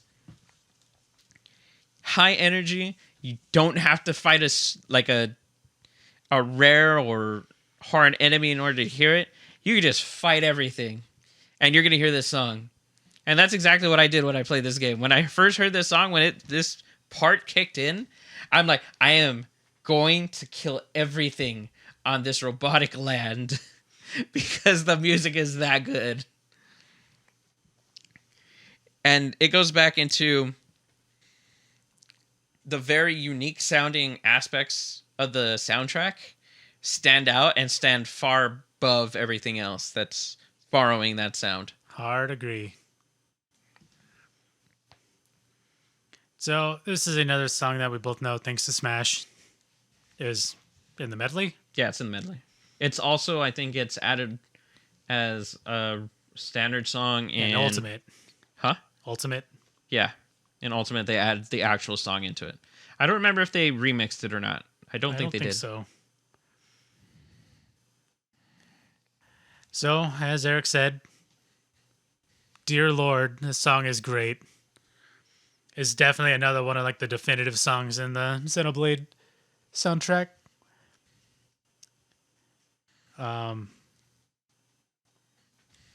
It's kind of weird, like, from a like instrument choice like standpoint, because like it's very symphonic. It's got like a rock ensemble, but it's also got a what do you call it? Kind of like a gate effect where it's like doing the hard stops. What? You know, where it sounds like it's glitching out. Yeah, this song is very emotional. It's got a very strict form to it, and the flow is good. I suck at explaining this song. I could do it for you. This song shreds. Let's go with that. But I think the selling point is definitely the melody, of course, and then the fusion of orchestral and rock ensemble. I think is what makes it the best. It's a bunch of things thrown together. Yeah, like a lot of the soundtrack. It's like that meme, the Moon Knight meme. Random bull stuff go. I'm trying not to cuss, so. This might bug you, but I give this song 9.5 Monatos.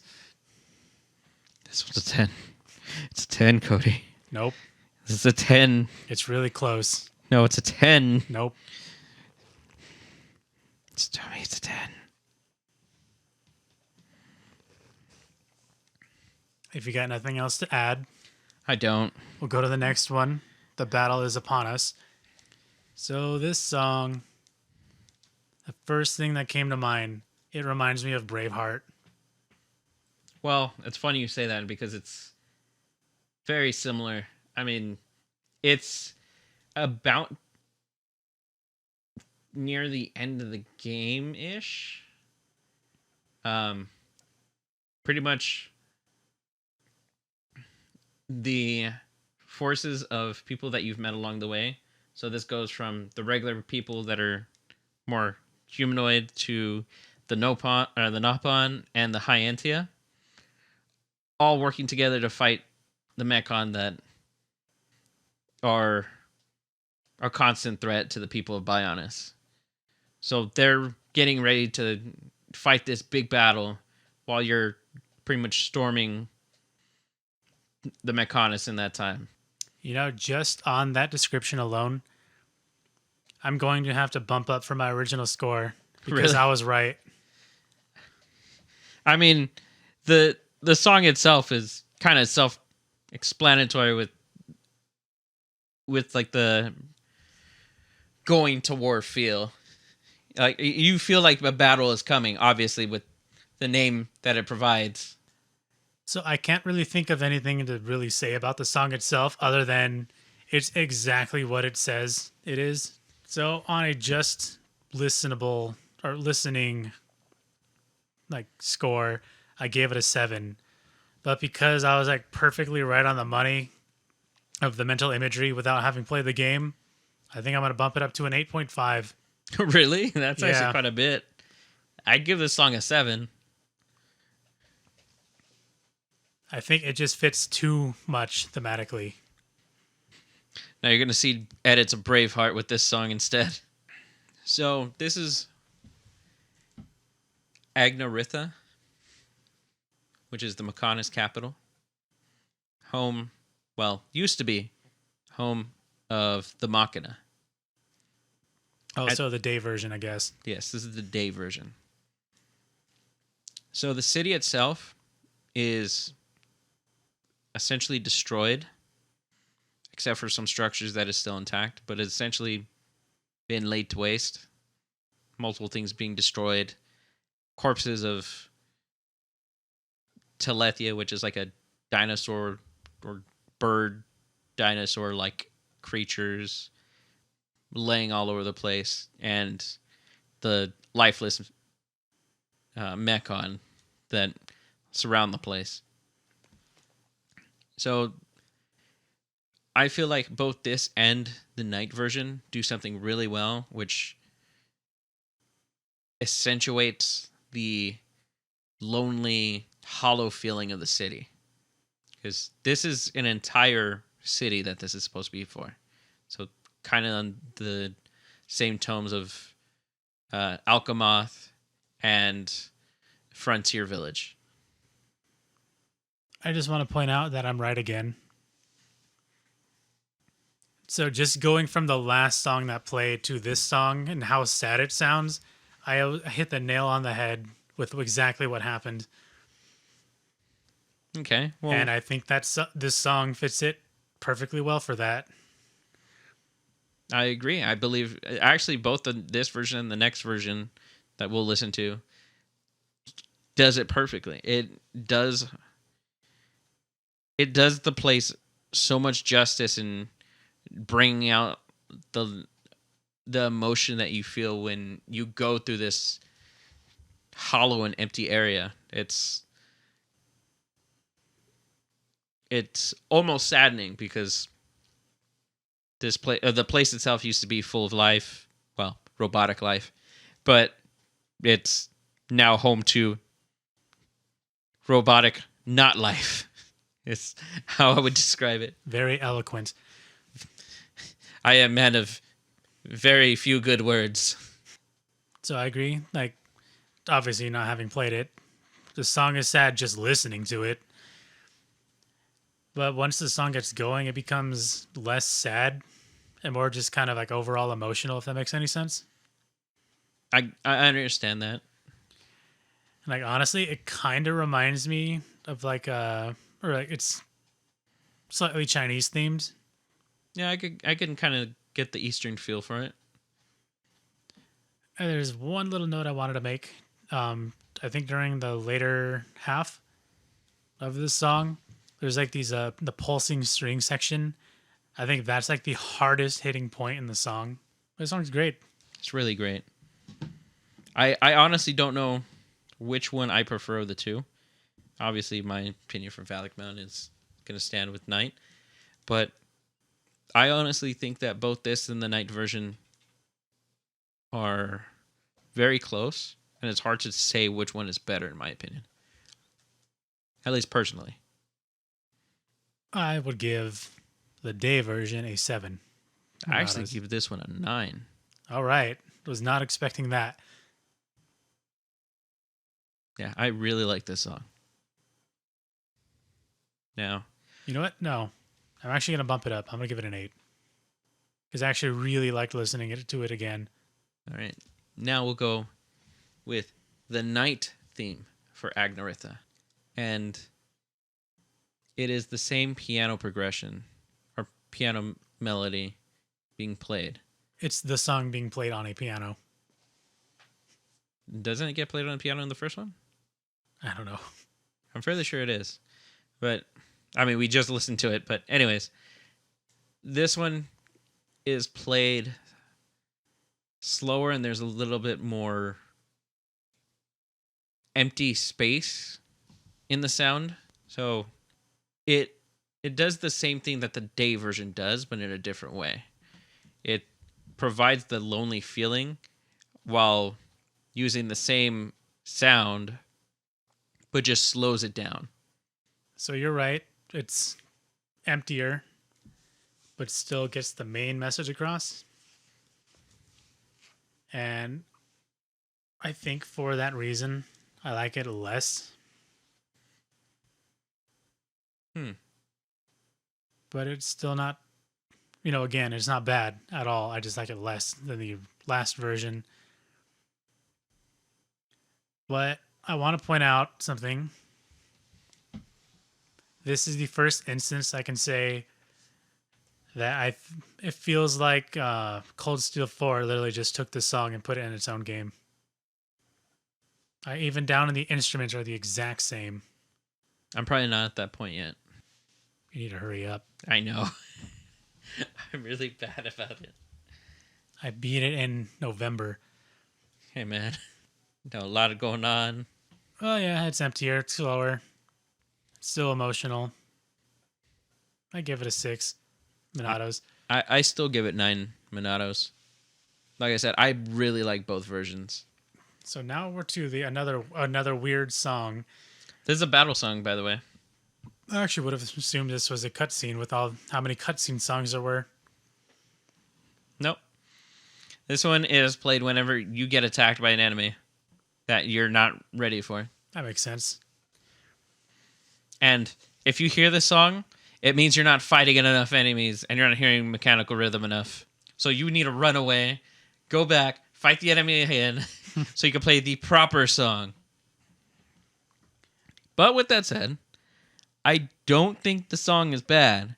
Mechanical rhythm is just that much better.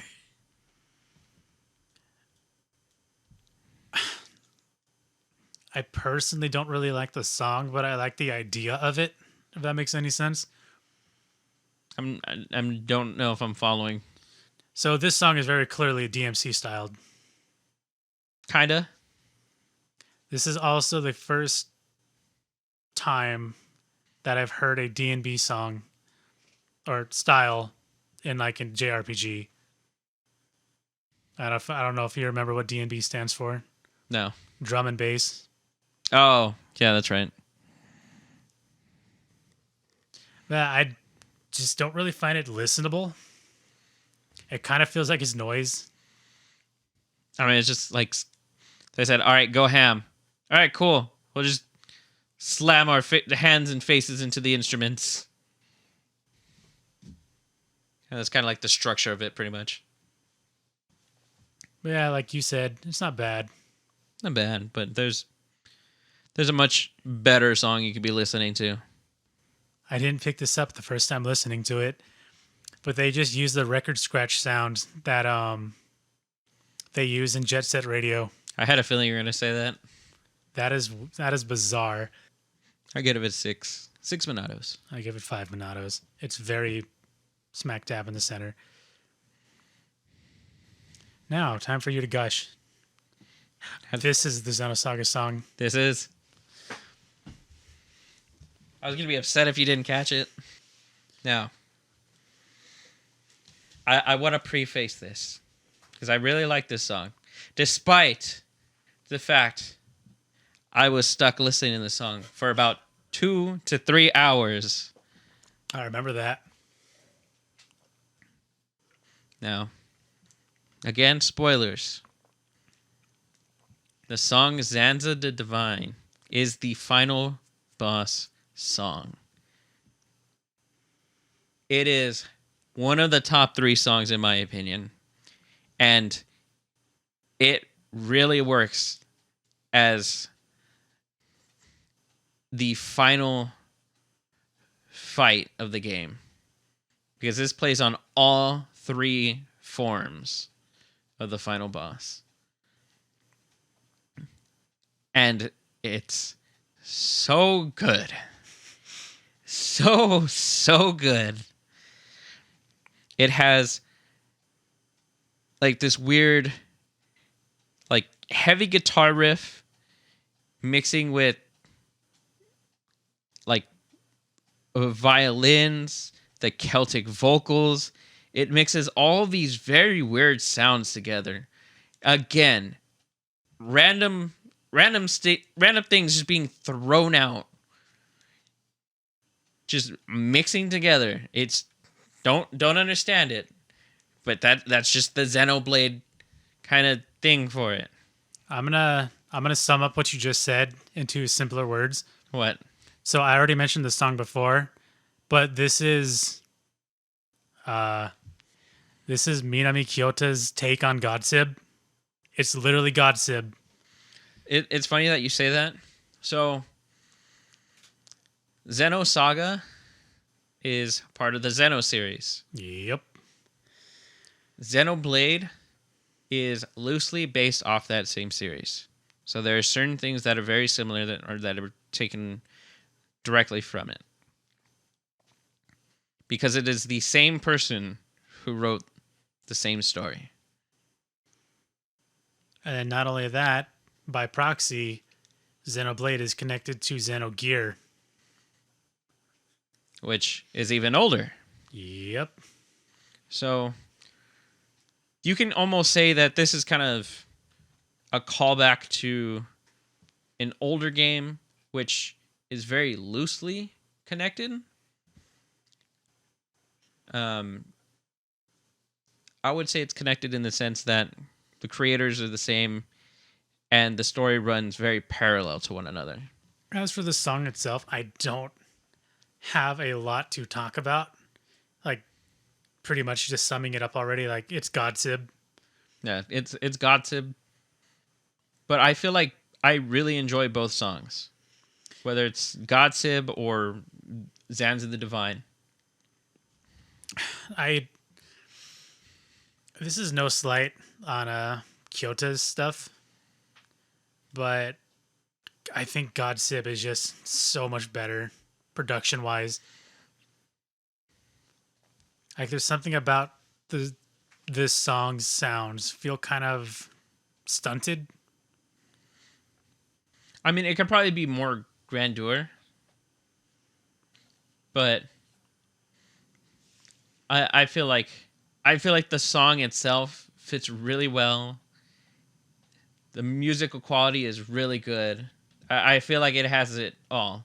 I mean, obviously, you'll know their names is the epitome of the entire soundtrack. Epitome. Epitome. But I can't really review it other than it's good. It's just kind of a worse Godsibb. But with that said, I still give it 8.5 Monatos. This is a 10. So I thought you said Zanza the Divine was the final song. No, it's the final boss song. Is there a boss after No. the final boss? Nope. Cutscene? This is a cutscene song. Of course it is. And what we're talking about is the God-slaying sword. This is when Shulk unlocks his Monado. This is where you find out that the Monado essentially holds the power of a god. And Shulk, through story-driven plot, actually has the power to create his own.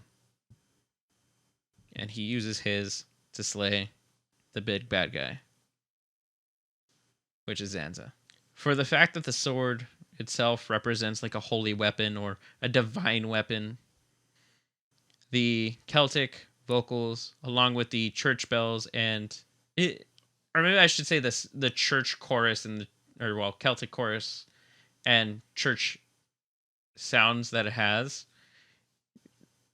brings out the fact that this is a divine weapon, or this is a very holy weapon, or so essentially something along those lines of something of a higher level, and being used to defeat a god tier character. So Shulk is God. Yes and no. Shulk is God. Yes and Confirmed. Stylistically, this song is fantastic. It starts off with a fugue again, and then after that, just jumps straight into the old gothic, like orchestral writing. I want to give it a 10. Really? I want to give it a 10. But I think this is one of the songs that they should have blown their budget on. Really? They should have used a real orchestra to record this song. I imagine, Enormous Inner Strength. Yeah. That's a real orchestra. Really? This is not. Could you imagine that quality on this song? I have to re-listen to this song on the definitive version. So remember, this is Wii U. Yeah, This is Monolith, which at this point wasn't very big, I don't think. I mean, currently they obviously work on the other Xenoblade games, but also help with. Are they owned by Namco or Bamco? No, they're owned by Nintendo. Yeah. So the Xeno series is owned by Bamco, but Monolith Soft, that makes the Xenoblade series, is owned by Nintendo. It's weird. Which is even weirder because they have Cosmos and Tielos in Xenoblade Chronicles 2. I think Monolith also worked on the Xenoblade or Saga series, and it was just published by Namco, I think. I don't think so. I'm fairly sure it's Namco owns it. But yeah, I give this song an 8. Oh, it is. So then Namco wouldn't be the owners of this, right? Yeah, it'd be Monolith. Oh, okay. So yeah, I was wrong. Well, back to rating the actual song and not talking about the history of the games. Yeah, I think the writing itself is fantastic, but I think it's only held back by them not blowing their budget on the sound. So you said you gave it an 8? I give it an 8. I would give it an 8.5. Now we're getting really cheesy. Really cheesy. And I really like this cheese.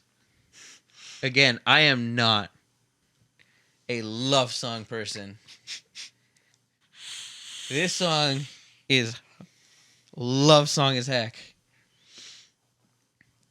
It is literally the song that plays before the end of the game. I have to say this. What? This is perfectly in line for those early Resident Evil ending songs. You're right. I just can't get over that. So this song is also known as Melia Stares at the Ocean. Is that just what she does? Yes. So through this entire portion, you see all the characters through the eyes of Fiora. And she kind of like interacts with some of them, one of them being Melia. And before this, Melia is looking out into the ocean. Makes sense. Very to the point. This reminds me of Celine Dion. I mean, yeah, again, it's a love song. It's a love song. I would say it's more so like a song for Fiora to Shulk, which is very on the nose for the fact that you're seeing everything in Fiora's eyes. So, as I stated, I can't really take the song seriously, but so it doesn't do anything for me, but I don't hate it. So just for now, I'm going to tell you that I'm going to give it a 5. Really? But knowing me, once I go through the game, get like all the context of everything, I'm probably going to cry my eyes out because that's just what happens. So mark my words. Yeah, like I said, I'm not an emotional person, so like, end of the game won't give me, like, make me want to cry or give me emotion like that. But there'll be moments where like I'll well up a little bit. This was not one of those times. I give it an 8.5 though. Wow. Like I said, I am not a love song person. I like this love song. Fair. I think you could lay this song over the Titanic sinking. Yeah, you can actually. I would say it's very generic of a love song. Yeah. Oh my God, they got the U2 guitars playing in the background. All right. I'm gonna move on. Moving on. It'll be the epilogue. This is gonna be weird. 2 things. The beginning reminds me of Tales and Animal Crossing. That's very weird. Yeah. Mainly because I've never really played Animal Crossing, so I don't really know the overall soundtrack of it. It's just there's like a quick little melody that sounds like the main theme. Aside from that, yeah, I don't really care about this song, but hold me to my previous comment about the last song. Like, I feel it's a little too generic, in my opinion. This one? Yeah. I mean, it's kind of like that traditional story coming to a close. I'm also a little bit disappointed that because I learned after the fact that this is Yoko Shimomura. You thought she would like go big or go home on this part? Yeah, like the Kingdom Hearts ending songs, those hit hard. Specifically too. I mean, last song, end of the budget.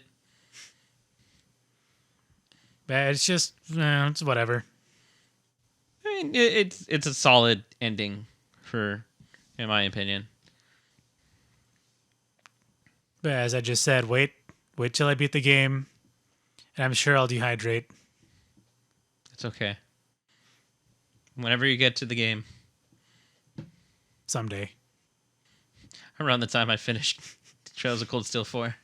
I can honestly probably start Xenoblade in like June, and I'll still beat before you beat Cold Steel 4. Oh man, we'll see. I plan to beat it this year. Oh my God, it's January. That doesn't mean anything. It's just giving me a lot of time to work with. But I give it a 7. 7 Monados. It gets 5. It's not bad. It's just Now, if you were to give each song, or not each song, sorry. If you were to rate this entire soundtrack from what you've listened, what would you rate it? The overall, Yeah. honestly, probably like a good 7.5 or 8. Just because there's so many good songs. I'd give it an 8 or 8.5. That's good. I don't really think there's going to be any soundtrack ever that's like a perfect 10 of 10. I think that's just unrealistic with how many songs there has to be. Yeah, I mean, it's not possible. But now we're going to go into our personal songs. And for this week, I chose a song from a Metroid game. Metroid Prime, to be exact. Song in this episode's personal pick is Phendrana Drifts, which is a snowy tundra-like zone. That makes so much sense now. No, I didn't give you any context with the song, did I? No. I mean, that's kind of good though. Because you're the one with the context. True. Makes sense. But the level itself is, I mean, again, covered in snow. It's essentially an ancient kind of like temple that's all frozen over. And this song is really well designed for a snowy atmosphere.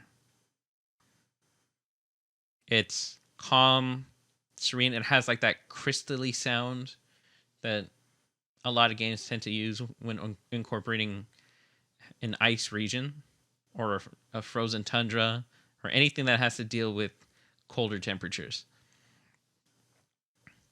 Now,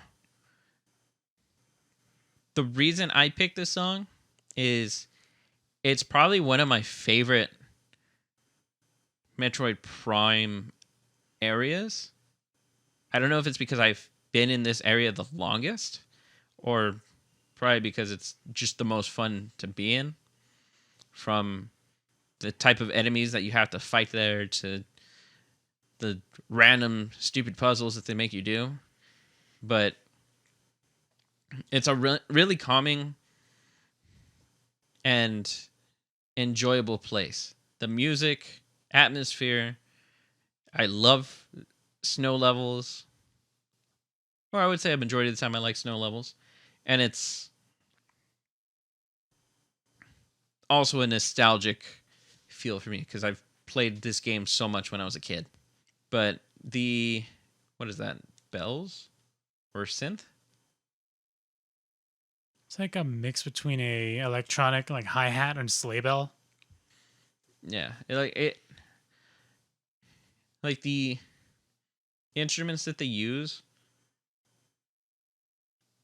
are weird because it's obviously a game in space, so it has kind of like an alien feel to it, but still manages to make it familiar enough to where you can understand that it's going to be a snowy level, or is fitting for that type of theme. So going into it, I had no idea this was a snow level, but it makes so much sense now.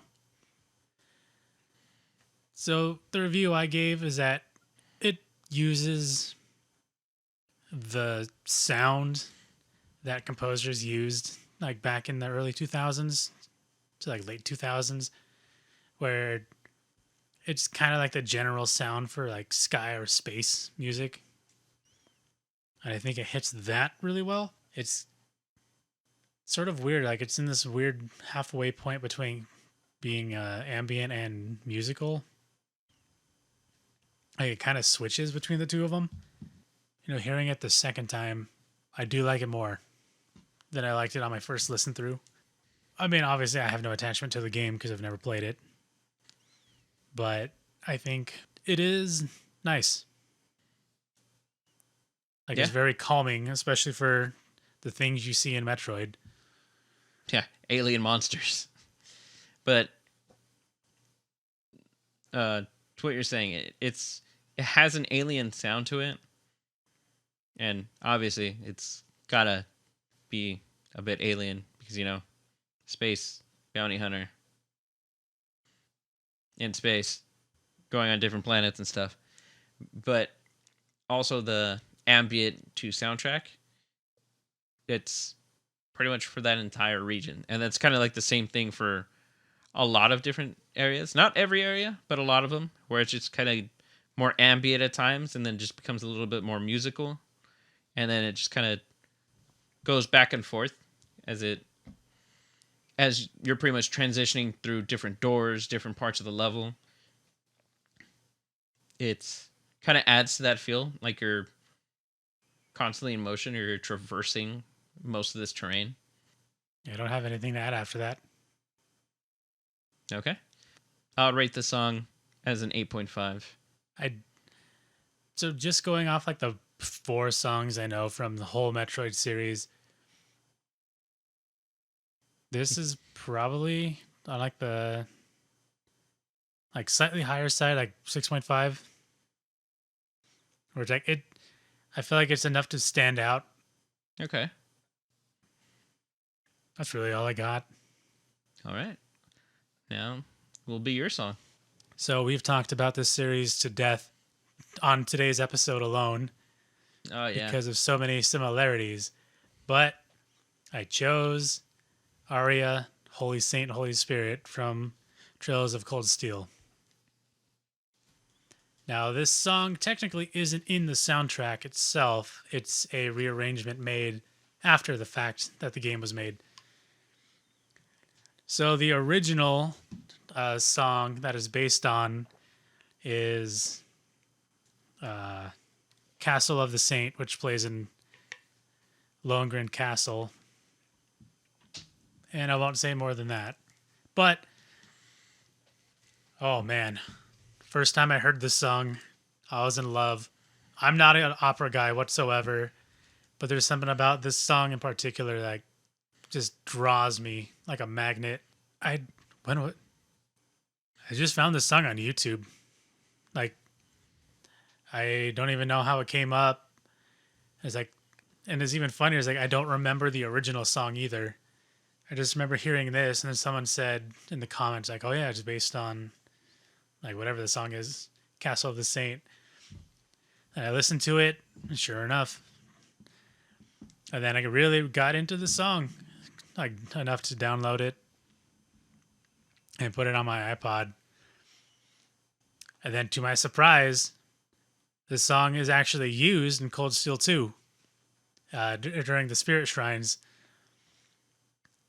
And I will admit, I stayed in those shrines way longer than I had to, just so I can keep listening to this song. Now, a funny story about this song in general is that it kind of shares the same thing as like Eyes on Me from Final Fantasy VIII does, where it's a opera song, which is typically sung in Italian or German, sometimes French, sung by a Japanese woman with using English lyrics. So it's kind of like a funny little mess. That's just an observation. As for the song itself, though, not much has really changed from the original, except it's more orchestral and, of course, an opera singer. All right. So, me jumping in on this, I will admit, I really, really, really did not like the song. You hated originally. this song when I first showed you. When I first heard this song, the orchestral or the opera singer was bugging me for whatever reason. Just couldn't get into it. And even like listening to it over and over and over, I just couldn't get into the song. If I was to rate it back then, I would probably rate it a 2. How far you've come. It's pretty much playing the game. It's one of those things where sometimes hearing the song before the game comes out doesn't do it justice, because you need a lot of what fills up the song. So emotion, the scene, the characters, the attachment helps a lot. And going through this when I was first playing the game myself really, really, really, really made it much better. It became such a good song in my eyes after the fact. And it was just like a transition I was not expecting. The moment I heard that, I knew the song.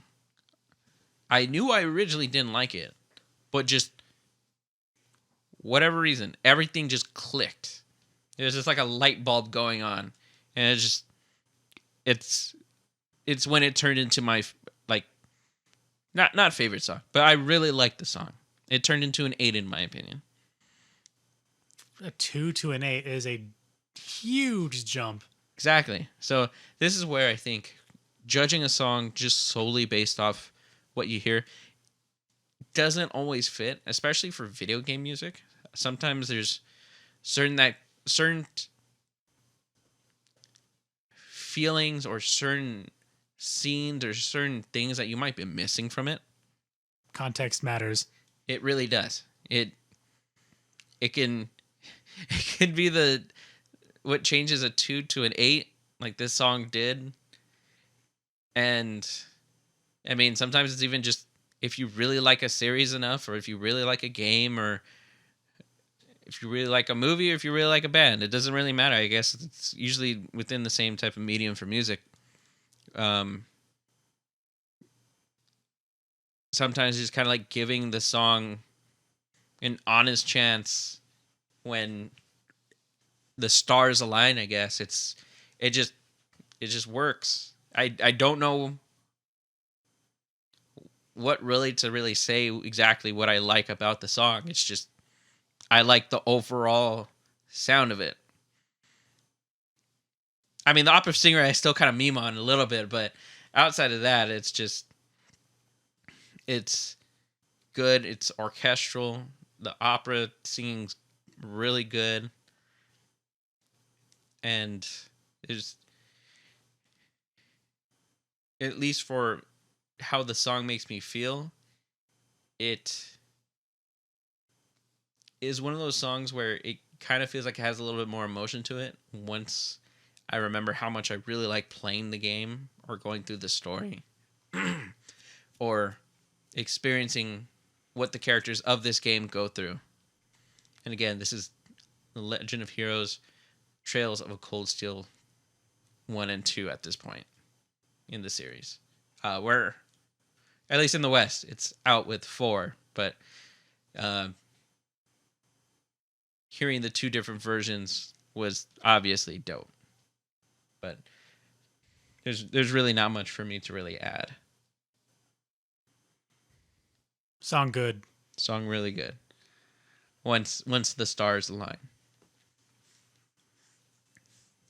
Well, I never rated it, but I mean, it's kind of an easy 9 for me. It's just so good. It's like I enter a state of bliss when I hear it. I wouldn't say bliss for me.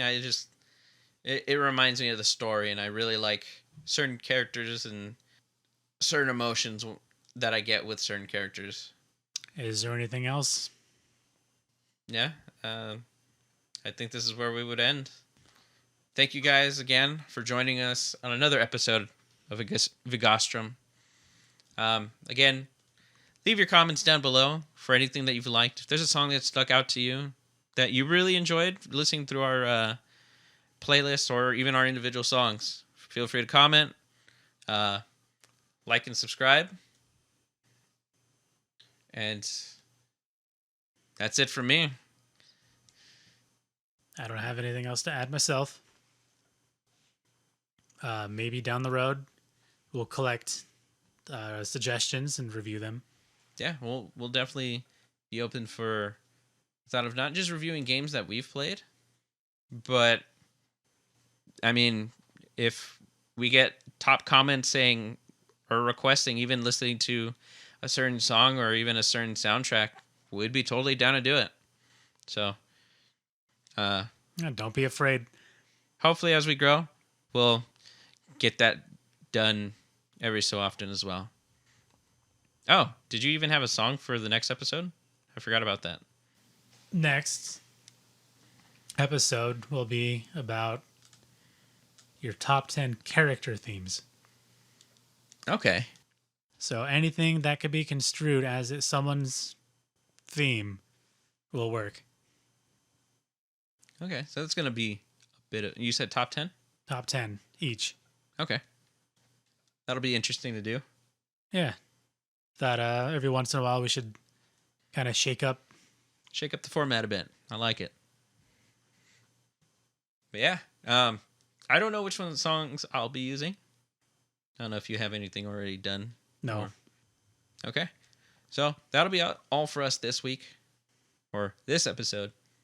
We hope to see you guys on the next one. Sorry, voice is dying.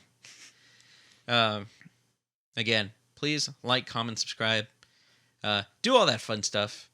If you want to share this video to any friends, or share your experiences with music, be it video game or whatever medium that you really enjoy, feel free to share with us. We would love to hear it. As well as your personal experiences for any of the songs you may have heard. Ditto that. All right. See you guys later. Bye.